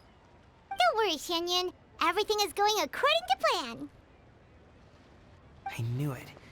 I knew that was all an act earlier. Auntie Shenyun is really something. She was so determined to help me, she didn't even care about making herself and Shenhe appear foolish in front of my family. She truly knows how to look out for others. I still have a lot to learn. As for the next step... Oh no! What's wrong, Gaming? Don't tell me you're the ones footing the bill for all that tea. I can't let you do that. Fret not. Reimbursements will be made. Exactly! Think of it more as an investment, as Ningguang would say. We pooled together the Mora so that Charlotte could place the order. She's gonna bring it back to the Steambird as a gift, as well as a sample of the regional specialty. Fontanians will probably fall in love with your dad's tea as soon as they lay their eyes on Charlotte's article. And once all the money from the new orders begin to roll in, getting our Mora back will be a piece of cake. Oh, okay. Business-related matters always seem to go over my head, but I refuse to let you all lose Mora on my behalf. I'll pay you back right now. We can talk about such matters at a later date. There are more important matters for you to consider at the moment, are there not? Yes. I've been thinking about it the whole way here. I have an idea, but I'd hate to cause even more trouble for all of you. That is for us to decide. Yeah, we're all friends here. Plus, we wouldn't be here if we didn't want to help, right? Just tell us about this idea of yours. Okay. So, it's like this.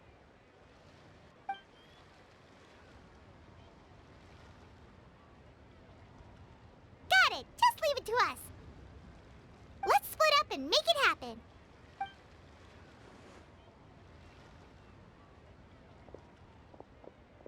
We need to do those things we talked about, but we also still have the kite flying competition.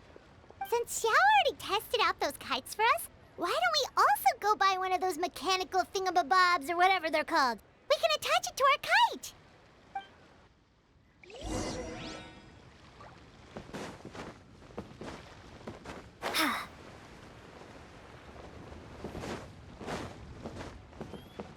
I've got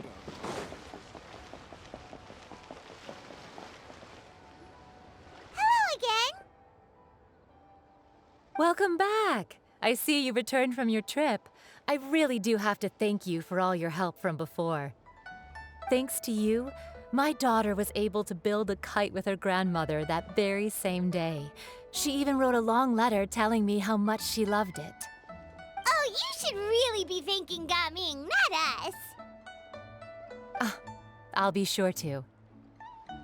And are you here to buy a kite? Please, take your pick. Oh, we already have a kite. We wanted to buy one of those, device thingies from Fontaine. Do you sell them separately? Ah, yes. Here you go. Please, take it, free of charge. The directions are in the box. It's not hard to install at all. It doesn't feel right for us to just take it. Well, nor would it feel right for me to take your Mora. Good luck in the kite flying competition. I'll be rooting for you. All right then, thank you.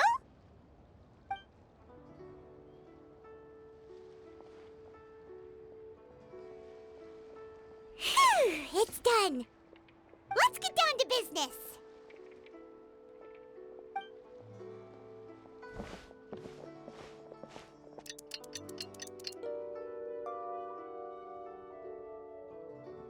Looks like we finished everything we needed to do. Let's find a good place and put this thing into the sky!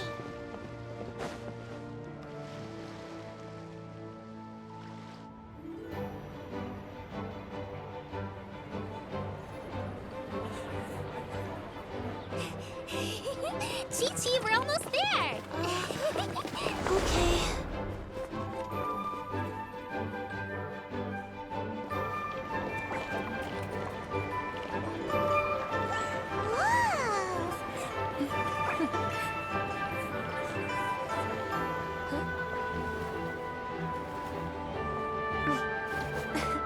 Come here, allow me. The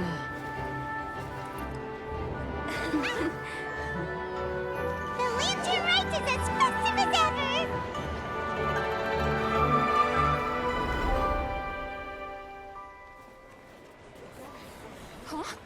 What's going on? Did something happen? What should we do? Oh, should we get the Millilith?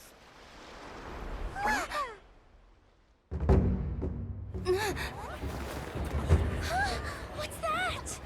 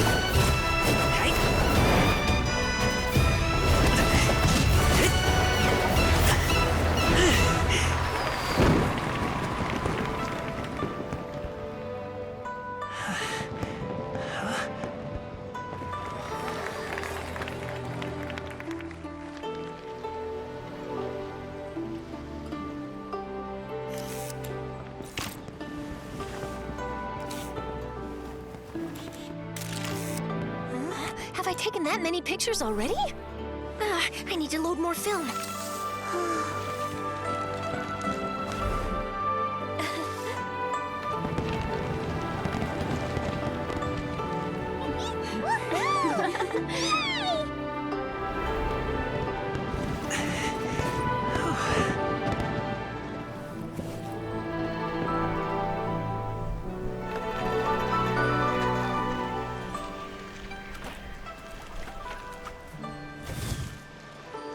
Wait, the wind. Oh my gosh! Mommy, I want a big kite like that too! Do you see that kite way out in front? It's so beautiful!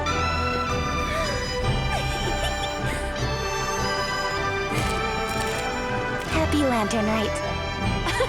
Happy Lantern Rite.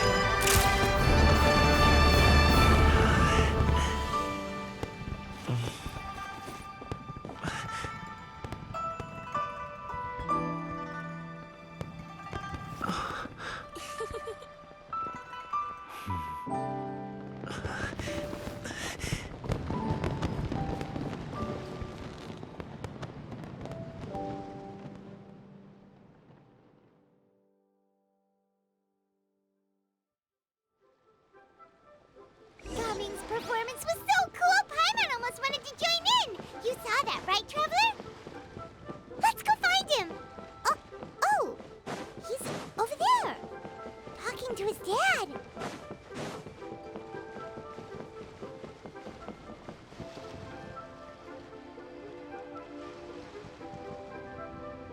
I think I'll head off now, if that's okay. Thank you, little girl.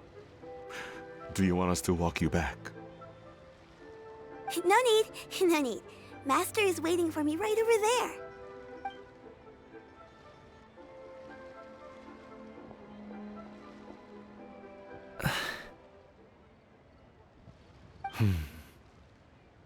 Dad.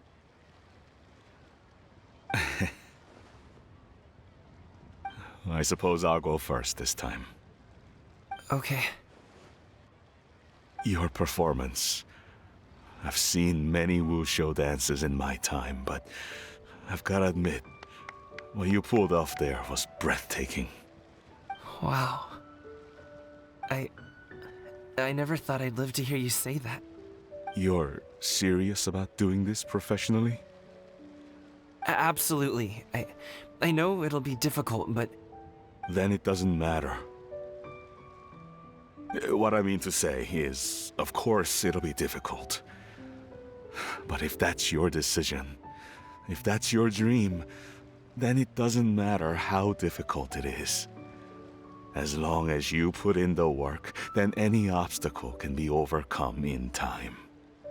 Really, when I was young, I also... Actually, how about we save that story of my past for another time? All I really want to say is, I've changed my mind. And much like this kite, you also deserve to soar to new heights. Dad. Son. Son? Haven't heard that in a while.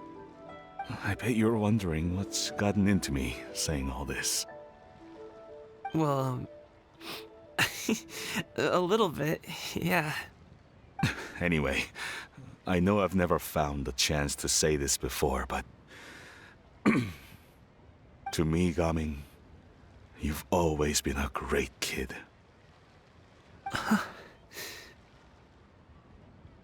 Alright, that's everything I've got. Did you have something you wanted to say, or... Seeing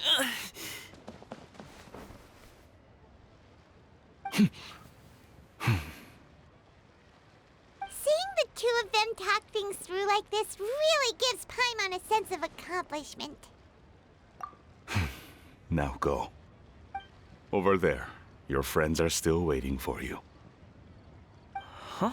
But you came all this way. I'll be staying in Liyue Harbor for a bit longer. When you have time, we can grab dim sum together. Your treat, right?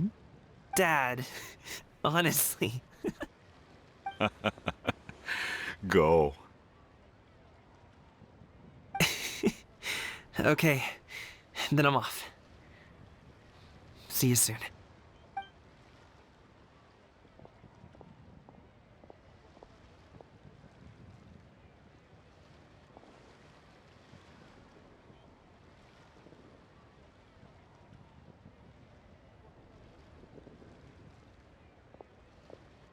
That's quite the smile you've got there, Gaming. Really? It's nothing to be embarrassed about. I'd like to find and thank Auntie Shenyun, as well as everyone else who's helped me out. If everyone has time, maybe we could all get together and go fly a kite.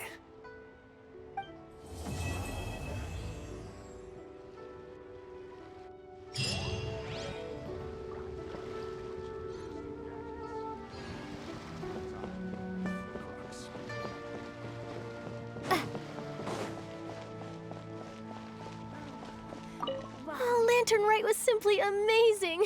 I'm not sure I'll be able to sleep tonight. Oh, that? Yeah, interesting story. It was invented by a guy from Fontaine.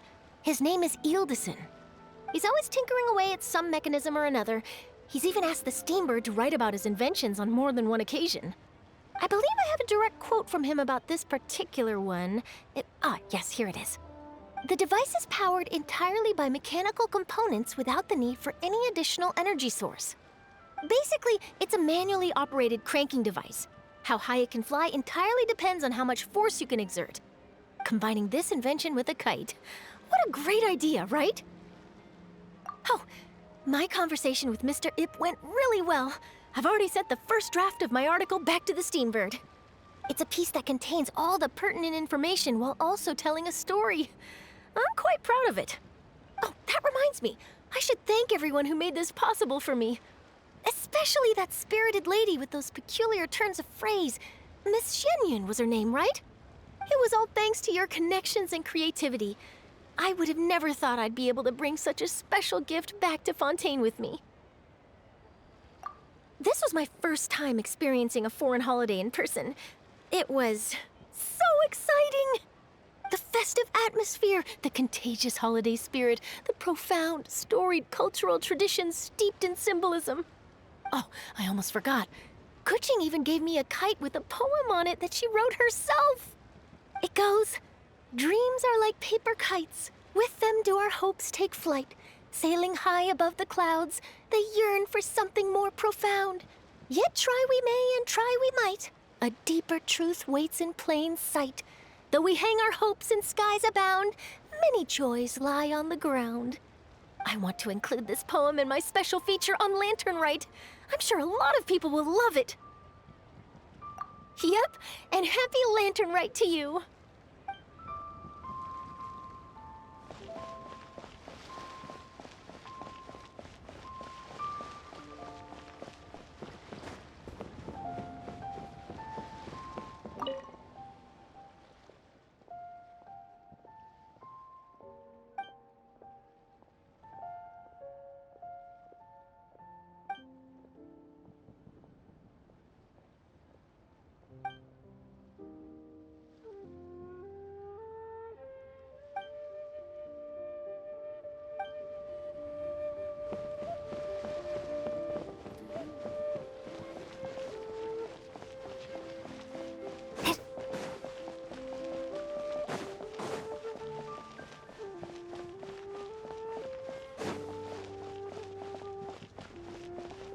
So, you're still a big fan of winter melon cake then?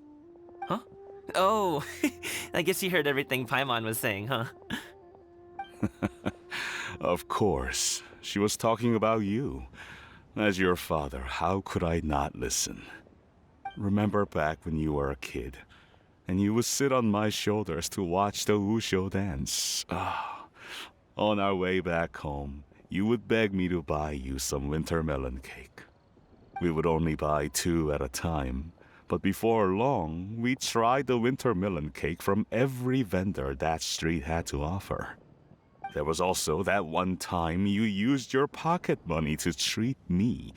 Do you still remember? Yeah, I remember. That was the best winter melon cake I ever had. Let's go back sometime. The shop's still there, and I remember the way. My treat, just like before. Are you sure? Absolutely.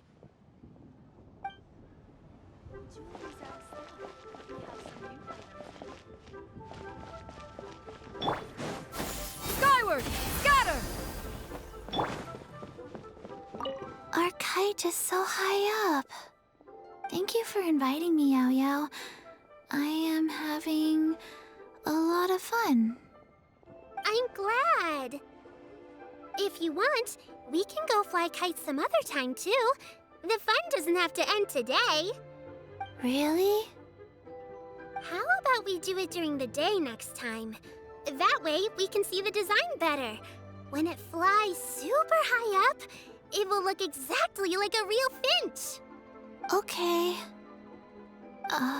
Can I take this kite to bed with me? But of course.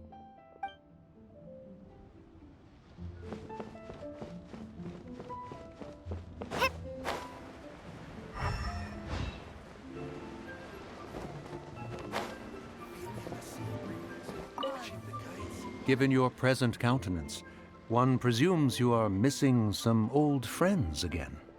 One cannot help but be reminded of them. Pray speak. Unburden yourself of these sentiments. One simply wishes Menogius were alive to witness such peace alongside us. He was so skilled in matters of craftsmanship. Kite making would scarcely prove to be a test of his capabilities. Were he yet amongst the living, he could have opened a kite stall. One is certain it would have been an establishment rich not only in profit, but also esteem. And if, as in the past, he were unable to involve himself in matters of the mortal realm, we could sell the kites in his stead. When we finished, we could bring him back wine and partake in drink and good company. Mooncarver, those are now but fond moments in our memories. Indeed. The dead are gone, so, as the representatives of the living, let us take in the sights for a bit longer, if just for his sake.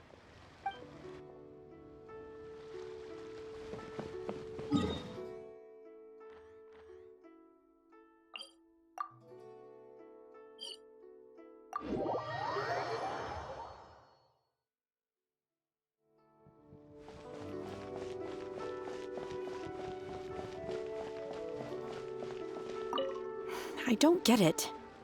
Is something wrong, Shenhe? Tell me. Perhaps I can help.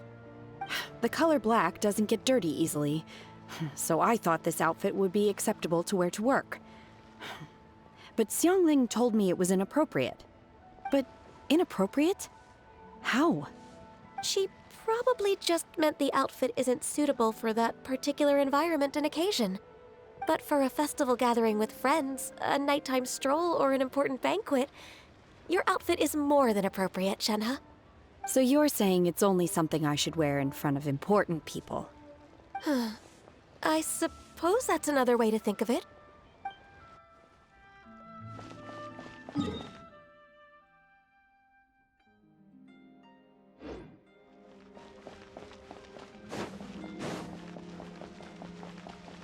Yeah! Skyward! Scatter! One may have won the kite flying competition, Yu Heng, but this prize should truly be reserved for another. You need not be so humble, Honored Adeptus. Among all the kites, yours was quite literally a cut above the rest. Please accept this prize. You deserve it.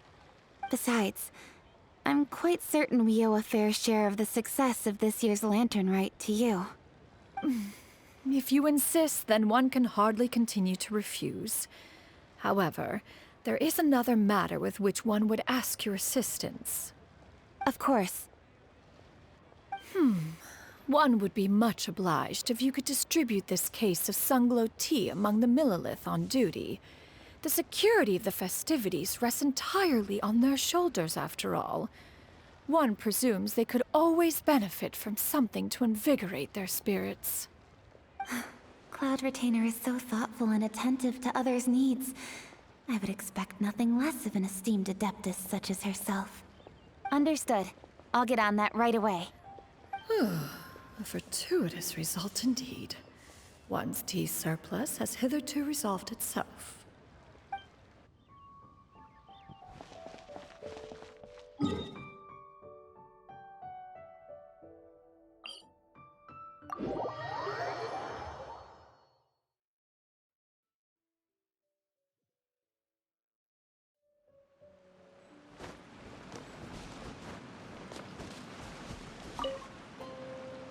Traveler. Being in the city isn't the only way for me to appreciate the lights and beauty of Lantern Rite. Look. Liyue Harbor lies just beyond this mountain. As long as I stand at this vantage point, I may freely behold the sights of all the kites slowly ascending into the sky. For me, that is enough. I invited you here because there is something I would like to do. I want to release a shell lantern, and I'd like you to be there for it. Yes. I apologize for its crude appearance. I have little skill in that regard. You are very kind, as usual. All right. It's time.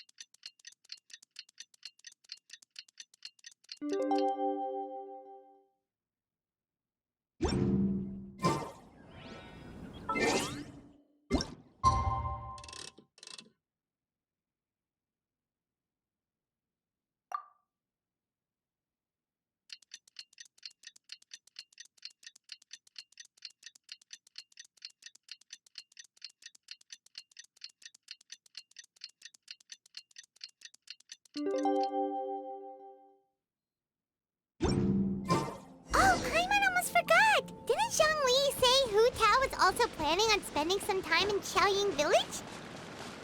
We didn't have anything else to do today, right? Why don't we go have a look around? Maybe we'll run into her.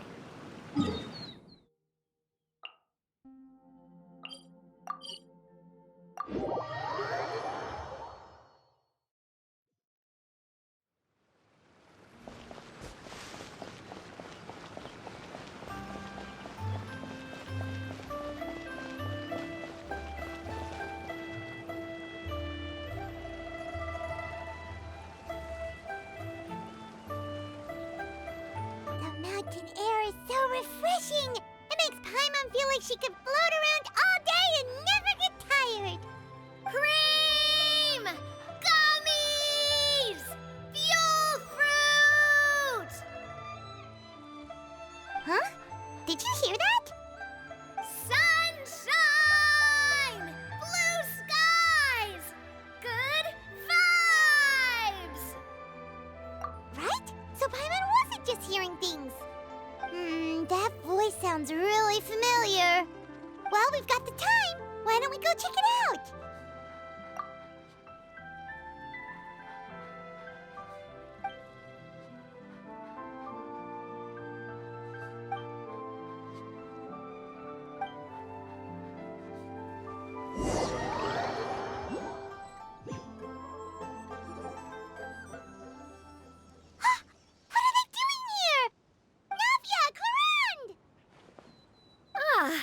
Well, if it isn't my dear partners. See, I told you that something good was going to happen during our travels today.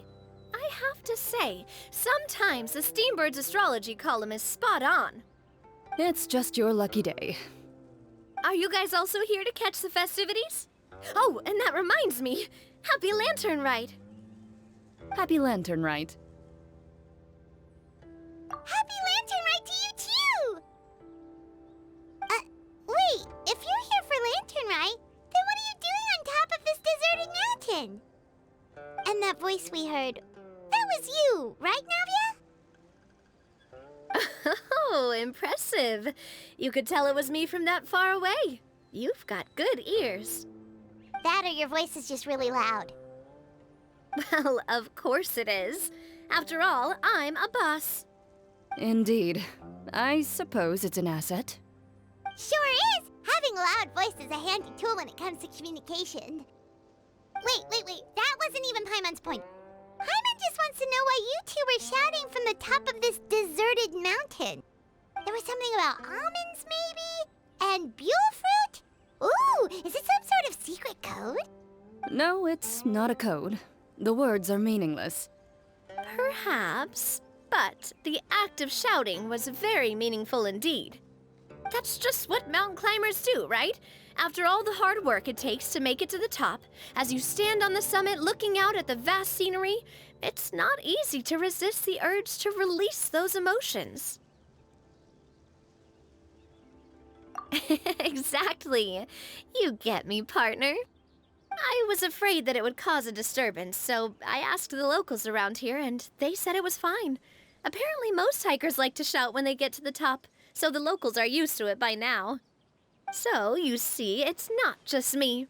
I guess everyone shouts from the top of a mountain at some point in their life. Speak for yourself. When you're stressed, don't you ever just get the urge to do something for no reason? Not really. If I ever get stressed, I just go hunting. Oh, that's a pretty good way to relieve stress.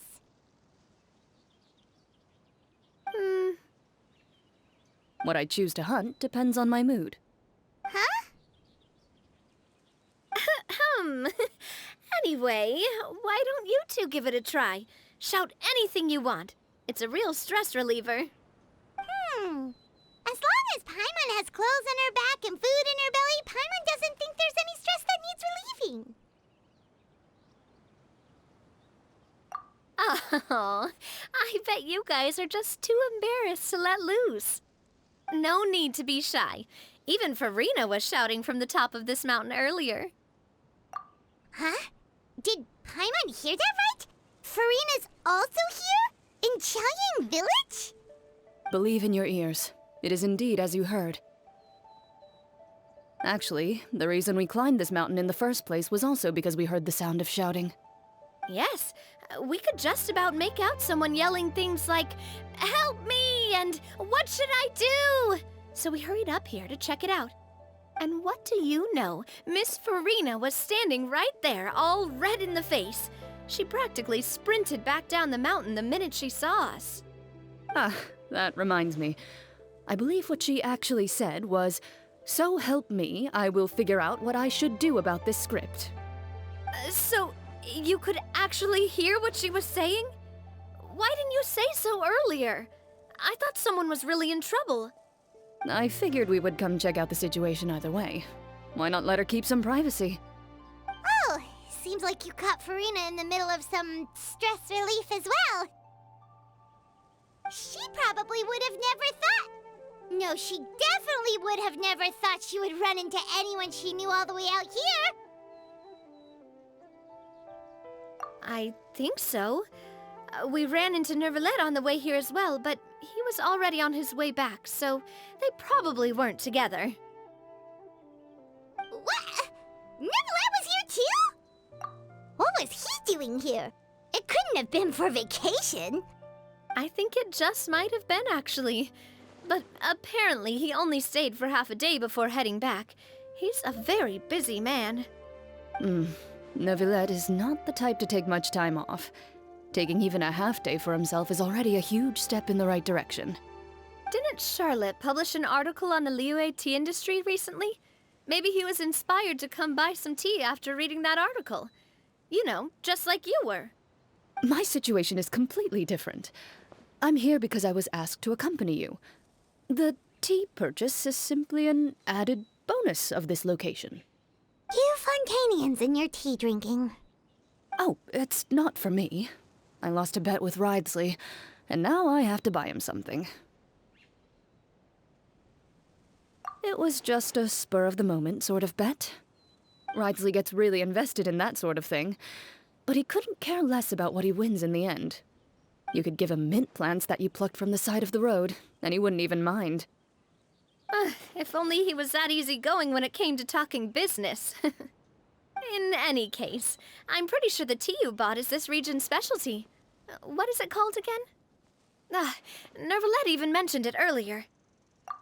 Yes, that's the one. You didn't really buy 10 boxes, did you? Please, do I look like someone who would fall for that sort of marketing trap?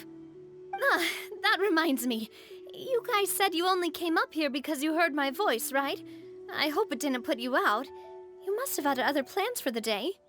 Oh, that's right. Who tell? A few days ago, we heard that a friend was going to be in Chaoying Village, so we decided to come and see if we could run into her. Oh dear.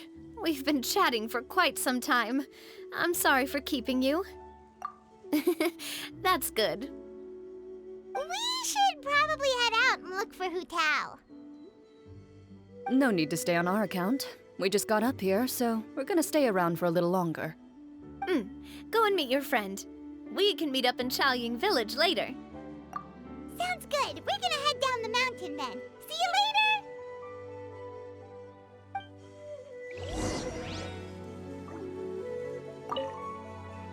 What do I have to do to get you to yell from the top of this mountain? Name your price. You really want to hear it that bad, huh? I'm just curious is all. I have a feeling you'll say something amazing. I will pass. I prefer to let actions speak louder than words.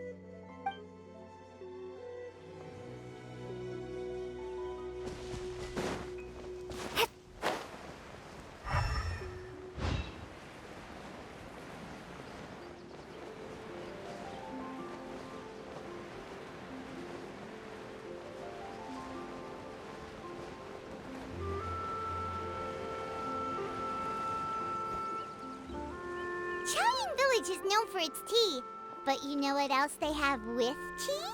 That's right, dim sum! Didn't Gaming say something about dim sum being eaten in the morning? Oh, Paimon wonders if we can still get some at this time of day. Oh, well that's fine. fine, too. Paimon doesn't care what kind of tea it is, as long as it comes with some tasty snacks. Now, let's see what kind of yummy things we can find around here. Paimon's not seeing things, is she? Is that Farina standing between Zhongli and Hu Tao? Wonder what they're talking about. Zhongli knows a lot of stuff. Maybe he's telling Farina about Chaoying Village. Oh, or maybe Hu Tao is trying to rope Farina into being one of her clients. Hey, this isn't the Fortress of Meropide. But Paimon could be convinced for the right price. Let's say loser buys the winner 3 huge bowls of seafood kanji. Since Zhongli is there, Paimon bets things are pretty tame. It's decided then. Paimon votes for tour guide Zhongli. All right, no time to waste. Let's go see who's right.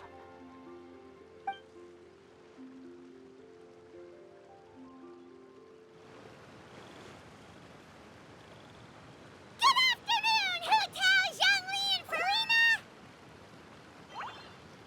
Oh, great. Now Paimon's shouting too. Oh, well, aren't you a sight for sore eyes?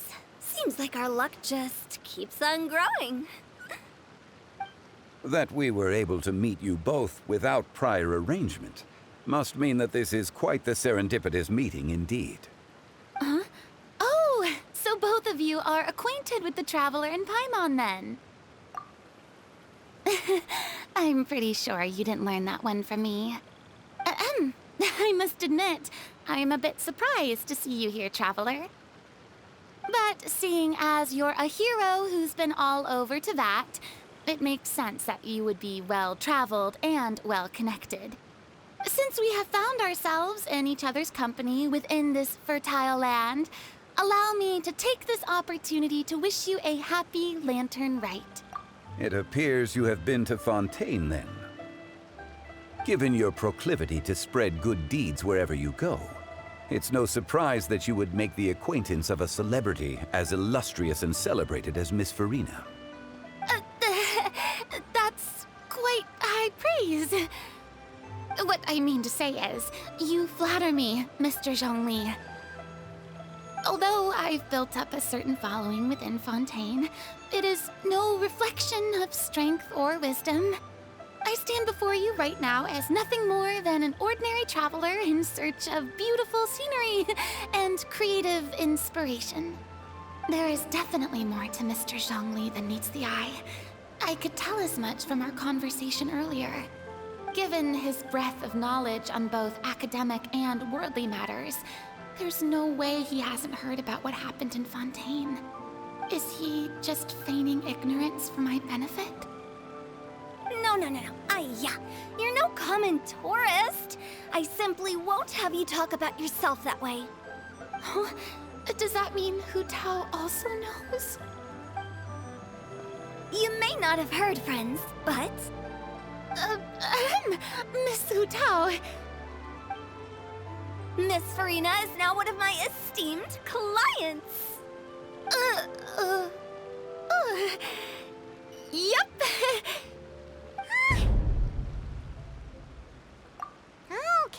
Okay, you win. Guess Paimon will have to break into the hidden stash at the bottom of her shoe. Huh? What's this about winning something? Don't tell me. You two were placing bets on us.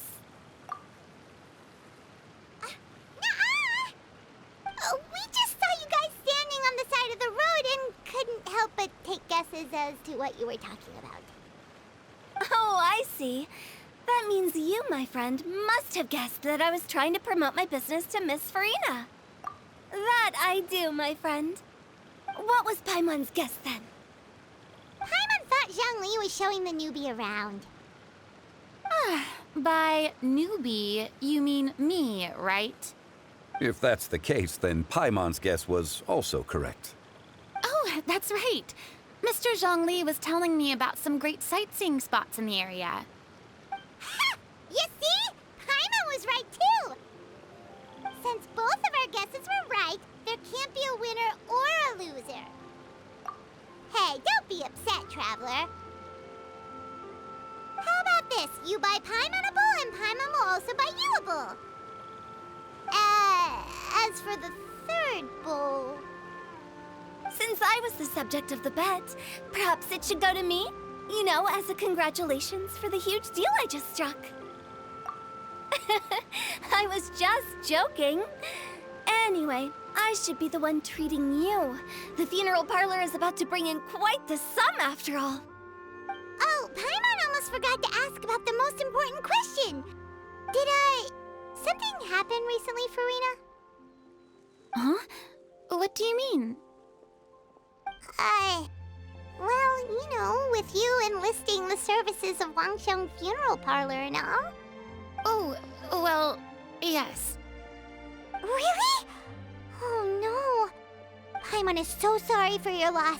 Although Paimon may have not known the person, please accept Paimon's deepest... Whoa, it's not like that, Paimon. Huh? But Paimon just thought, since you hired the services of a funeral parlor and all... Hey, it's not that big of a stretch. Really, Paimon? It's not like you don't know me. Do I look like I know anyone who would ask me to coordinate their funeral?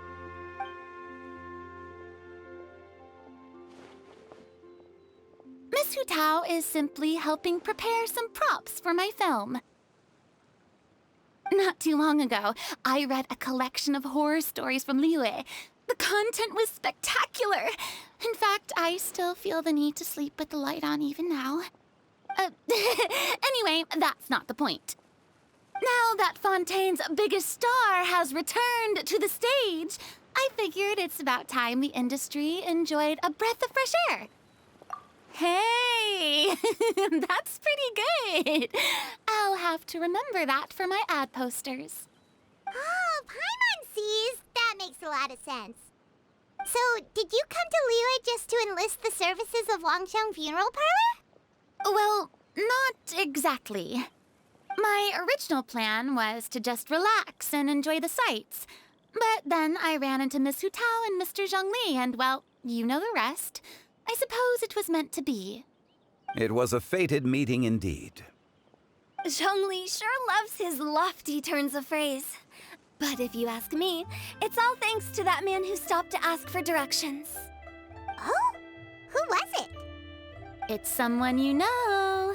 Wanna take a guess? What? How did you guess that on your first try? Very impressive, my friend. Your guessing game is spot on today.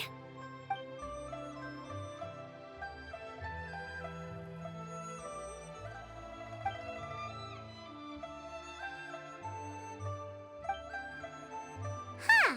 Paimon never thought Neuvillette would be the type to get lost. I'm sure he didn't get lost. Even I was able to find my way to this place without any trouble. He was already getting ready to leave by the time I arrived. He just wanted to ask someone about the quickest way to get back to Fontaine. Yup, that's exactly what he asked. This area is full of mountains and rivers. It's normal to not know the fastest route. So, were you the one that pointed him in the right direction, Hu Tao? Of course. I'm also a guide of sorts, you know. So naturally, I also have a great sense of direction. But speaking of your friend... What about him? He doesn't get out much, does he? Ah, no wonder. He was stiff as a board and way too polite. I would have never guessed he was here on vacation if you hadn't told me. All in all, he was only here for half a day. I'm pretty sure he is the only one who would consider that to be a vacation. Oh? This gentleman you speak of must keep a demanding schedule. I'm sure he does. You didn't see him, but he was dressed like he was about to attend some important meeting. It wasn't anything like what someone would wear on vacation. Is that so? Wait, you didn't see him, Zhongli? Unfortunately, no. At the time, it appeared as if Director Hu and Miss Farina were having quite the productive conversation. I know matters of business can take much discussion, so I decided to fetch some tea for them. What a shame. That gentleman seemed like a sophisticated sort of guy. I actually think you two would have hit it off. Is that so?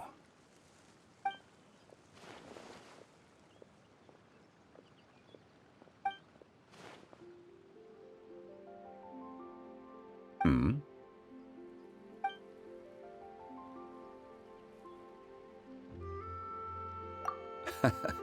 To borrow Miss Farina's turn of phrase, perhaps it just wasn't meant to be. Well, with the Traveler around, I'm sure you'll have a chance to get to know each other at some point. That's right. She's got more friends than she knows what to do with. Well, that's certainly true.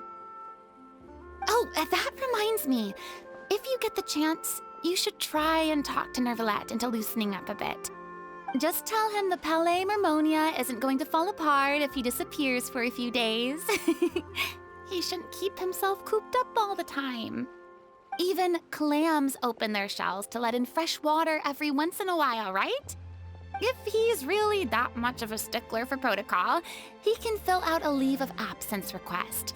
He'd have to approve it himself since he handles that sort of thing now, but you know what I mean. Seems like this gentleman is also in charge of something pretty important.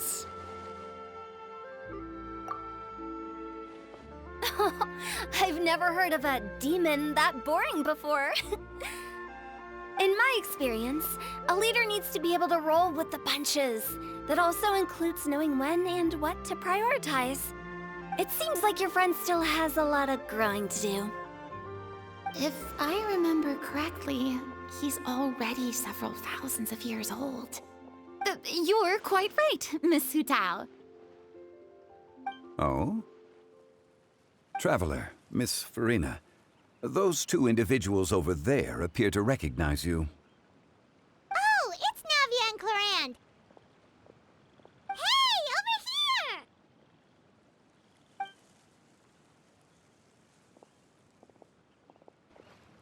We saw you all chatting over here, and we're wondering if we could join in.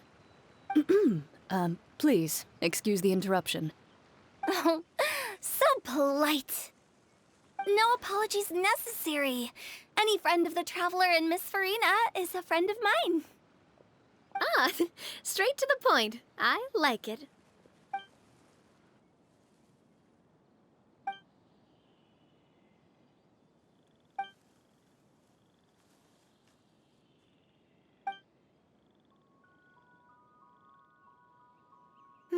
It's getting late.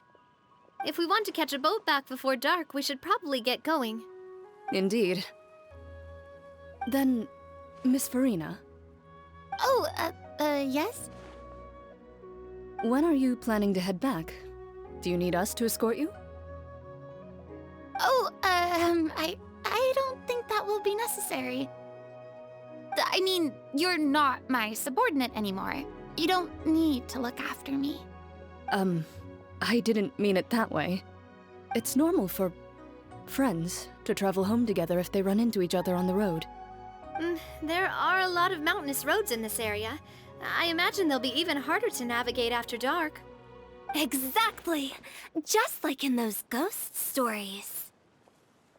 8 paths converge in a wood.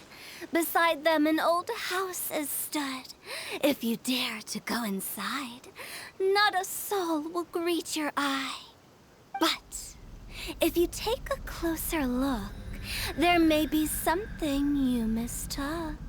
A candle flickers to and fro, yet there is no wind to make it so. What is its secret? What could it mean? In this wood, where mystery screams. Ooh. My dear demoiselles, ladies, no, I mean friends, please take me with you. Of course. Gotta say, Farina, you are really quite the character. By the way, did I hear you mention that Clorand used to work under you? Then you must have also been a leader at some point. Well, that's, all in the past now. Besides, being a leader is hard. It wasn't the right job for me. I prefer how things are now. I can come and go as I please, and get to enjoy the sweet taste of freedom. I see. Well, you've certainly picked an apt place to relax. Xiaoying Village is an exemplary choice. Only the best. And I've learned a lot, too. Thank you so much, Miss Hu Tao and Mr. Zhongli. It's fine. You've thanked us more than enough already. The next time you're in this neck of the woods, I'll treat you to some dim sum in the city. Dim sum? Is that some kind of Liyue term for snacks or desserts? They are a part of it. It's basically a table full of as much tea, sweets, and good company as you can manage. Oh, so it's basically a tea party! Sounds great! Make sure to order the winter melon cake and the lotus flower crisp. They're so sweet and delicious, Paimon knows you'll love them. Ooh, okay. I'll be looking forward to it then. Wait, but didn't you guys say you were here on vacation? How come you're all going home empty-handed? Of course I am. I bought tons of fun things to bring home with me. A kite, a parasol, a little tin frog that jumps. Oh, and a stuffed toy of a mythical beast. Chlorand is the one who didn't buy anything for herself. So all you're bringing back with you is that tea? And some tea-flavored hard candies. They're for Sijwin. Chlorand isn't much of a shopaholic. Well, one of us has to practice restraint. Hey, I'm hardly reckless with my Mora. I'll have you know, all the purchases I made today were well within my budget. Me? Oh, well, I bought some tea, of course. I just had to try all the varieties recommended in the Steambird. Other than that, just some bits and bobs, you know. A little bit of this, little bit of that. They should all be things I can use, I think. Now Paimon's even more confused. If you bought that much stuff, where did it all go? Into one of Linny's magic packets? Oh, actually... Monsieur Neuvillette took them with him. Oh, so that's what happened. Wait, what? Why did he take them? He's not hoarding treasure, is he? That's quite the imagination you've got there, Paimon. Monsieur Neuvillette just saw the amount of bags we had and offered to take them back for us. I felt a bit bad at first, but, I really did have a lot of stuff. He even offered to deliver my gifts to the Fortress of Maripede for me once he's done with the day's work. Neuvillette is a man of his word. If he says he can do something, then he means it. See, even Chlorand was happy to take him up on his offer. If even his trusty subordinate agreed, then who was I to refuse? Wow, he seems like a real gentleman. Maybe he's not as uptight as I thought. If only the funeral parlor had an employee as thoughtful, proactive, and responsible as him. Right, Zhongli? Indeed. Chlorand said Neuvillette offered to deliver her gifts to Risley. So if we go to the entrance of the Fortress of Maripede, maybe we'll run into Neuvillette. But we don't know exactly when he'll show up. Oh, that reminds me. A new year of work is about to begin. If there's anything you want to talk about, Zhongli, you know you can come to me. I'm all ears. Does the director have any concerns?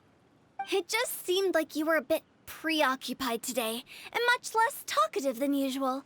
You barely said anything other than, "Is that so?" and "Indeed." If you ask me, I'd say you're having a midlife crisis. You're getting to be around that age after all. Is that so? Ugh. I jest. Given its distance from the city, Xiaoying Village enjoys a much slower pace of life. Surrounded by such peace and tranquility, I also seem to have developed a proclivity for inactivity. I apologize for making you worry. I see. What do you think, Traveler? Is this atmosphere putting you in a lazy mood too? Wow, you are getting really good at these kinds of lines. Indeed.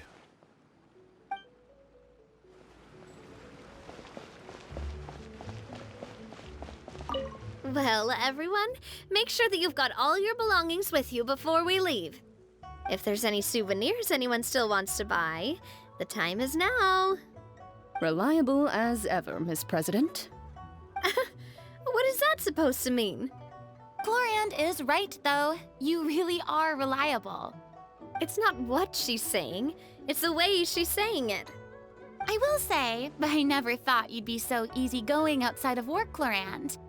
The tone of voice you use when you're working doesn't exactly make you seem like the type who enjoys interacting with people. Well, I try to keep my professional and private life separate.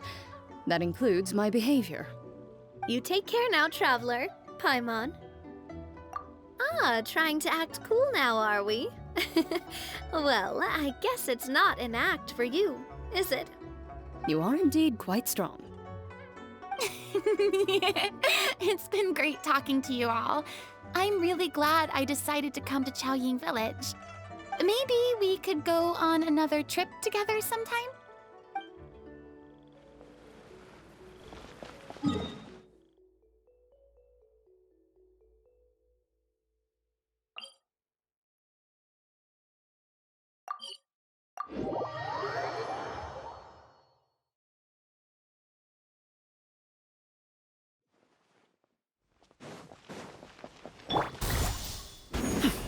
Yeah!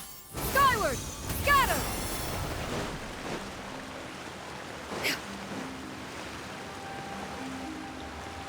Yeah! Skyward! Scatter! Boring! Yeah! Scatter!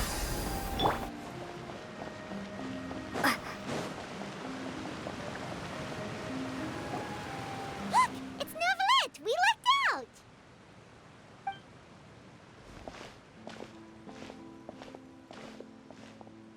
Oh, it's you. It has been some time since our last meeting. Few people frequent this location. Since I was able to conclude my work early for the day, I thought I might take a walk and avail myself of this area's peace and quiet. You call this early? Do you always work this late, Neuvillette? Strictly speaking, that depends on the agenda for the day. I am hardly bereft of time, however, so working late is of little consequence to me. Really? If you have so much time on your hands, then why did you only go to Chaoying Village for half a day? First, I should clarify that I was referring to my lifespan, rather than the time at my disposal on any given day. Second, I was unaware you possessed knowledge of my trip to Chaoying Village. I see. Thank you for informing me. Yes, they have been safely delivered. I have to hand it to Clorand. Just a simple gift delivery, and she has the great and mighty Udex at her beck and call. I was just passing through. It was merely an act of convenience. All right. Then I hereby confirm receipt of the goods on behalf of the staff of the Fortress of Meripede. A verbal receipt of confirmation? Is such a formality really necessary for a small matter such as this? Guess not. This quantity of tea, though, seems a little excessive for a gift, don't you think? Before you know it, they'll start accusing me of taking bribes. Ah, about that. Much of that is my own excess, I'm afraid. Oh? Why? What happened? It was buy 10 boxes, get half off. Ah, that explains it then. Well, go ahead and leave them to me. I'll get through this stash as fast as I can. You have my thanks. Oh, there's something else I'd like to give to you. This is a stone slate, engraved with a symbolic design.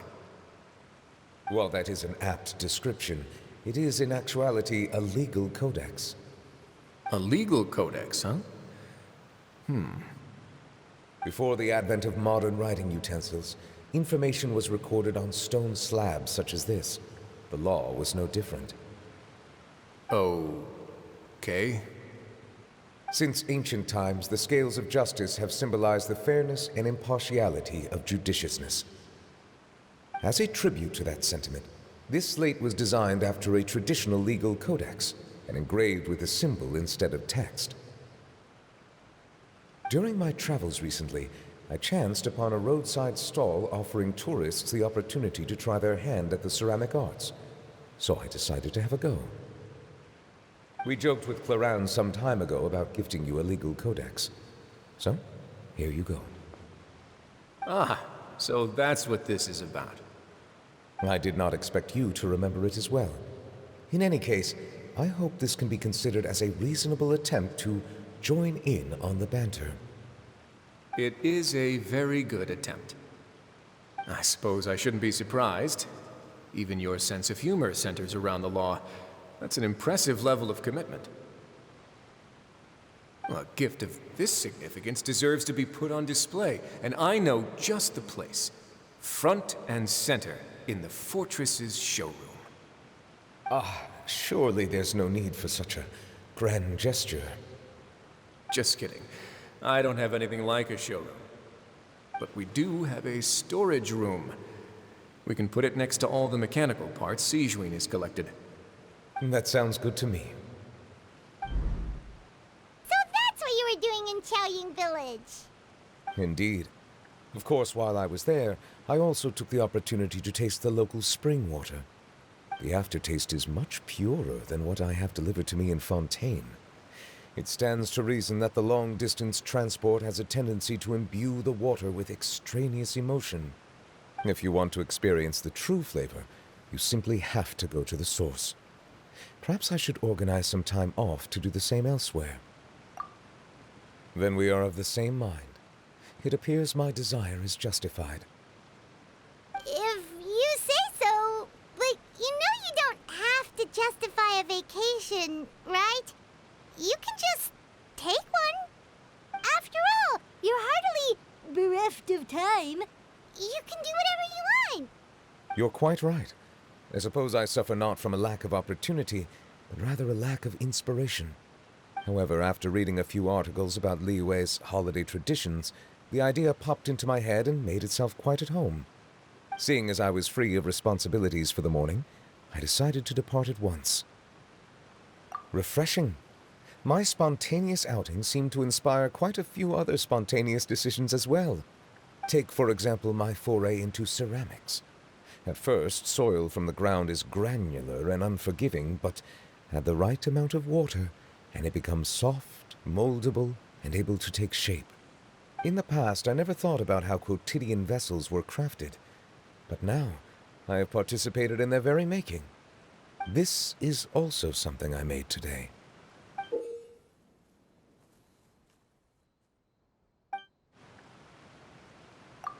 That's a ladle?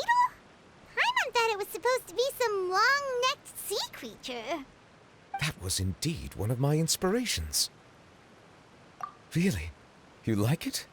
To tell you the truth, given your unexpected arrival, I find myself quite unequipped to give you the welcome you deserve. Around such an important holiday such as this, human custom would dictate that gifts should be in order. But I'm afraid this is all I can offer. If you'll have it, that is. That is precisely why it would do me such a great honor if you accepted. You are most welcome. Happy Lantern Rite.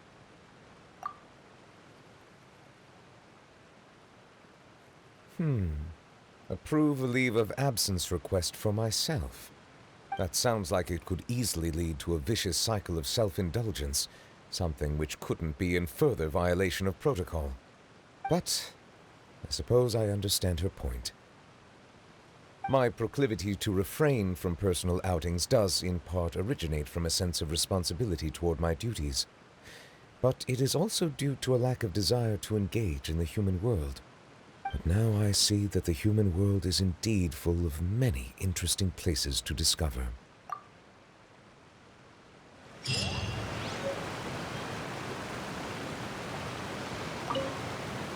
Lantern Rite marks the start of the new year in Liyue. In the spirit of the season, then, I wish you a year of success as vast and endless as the open ocean.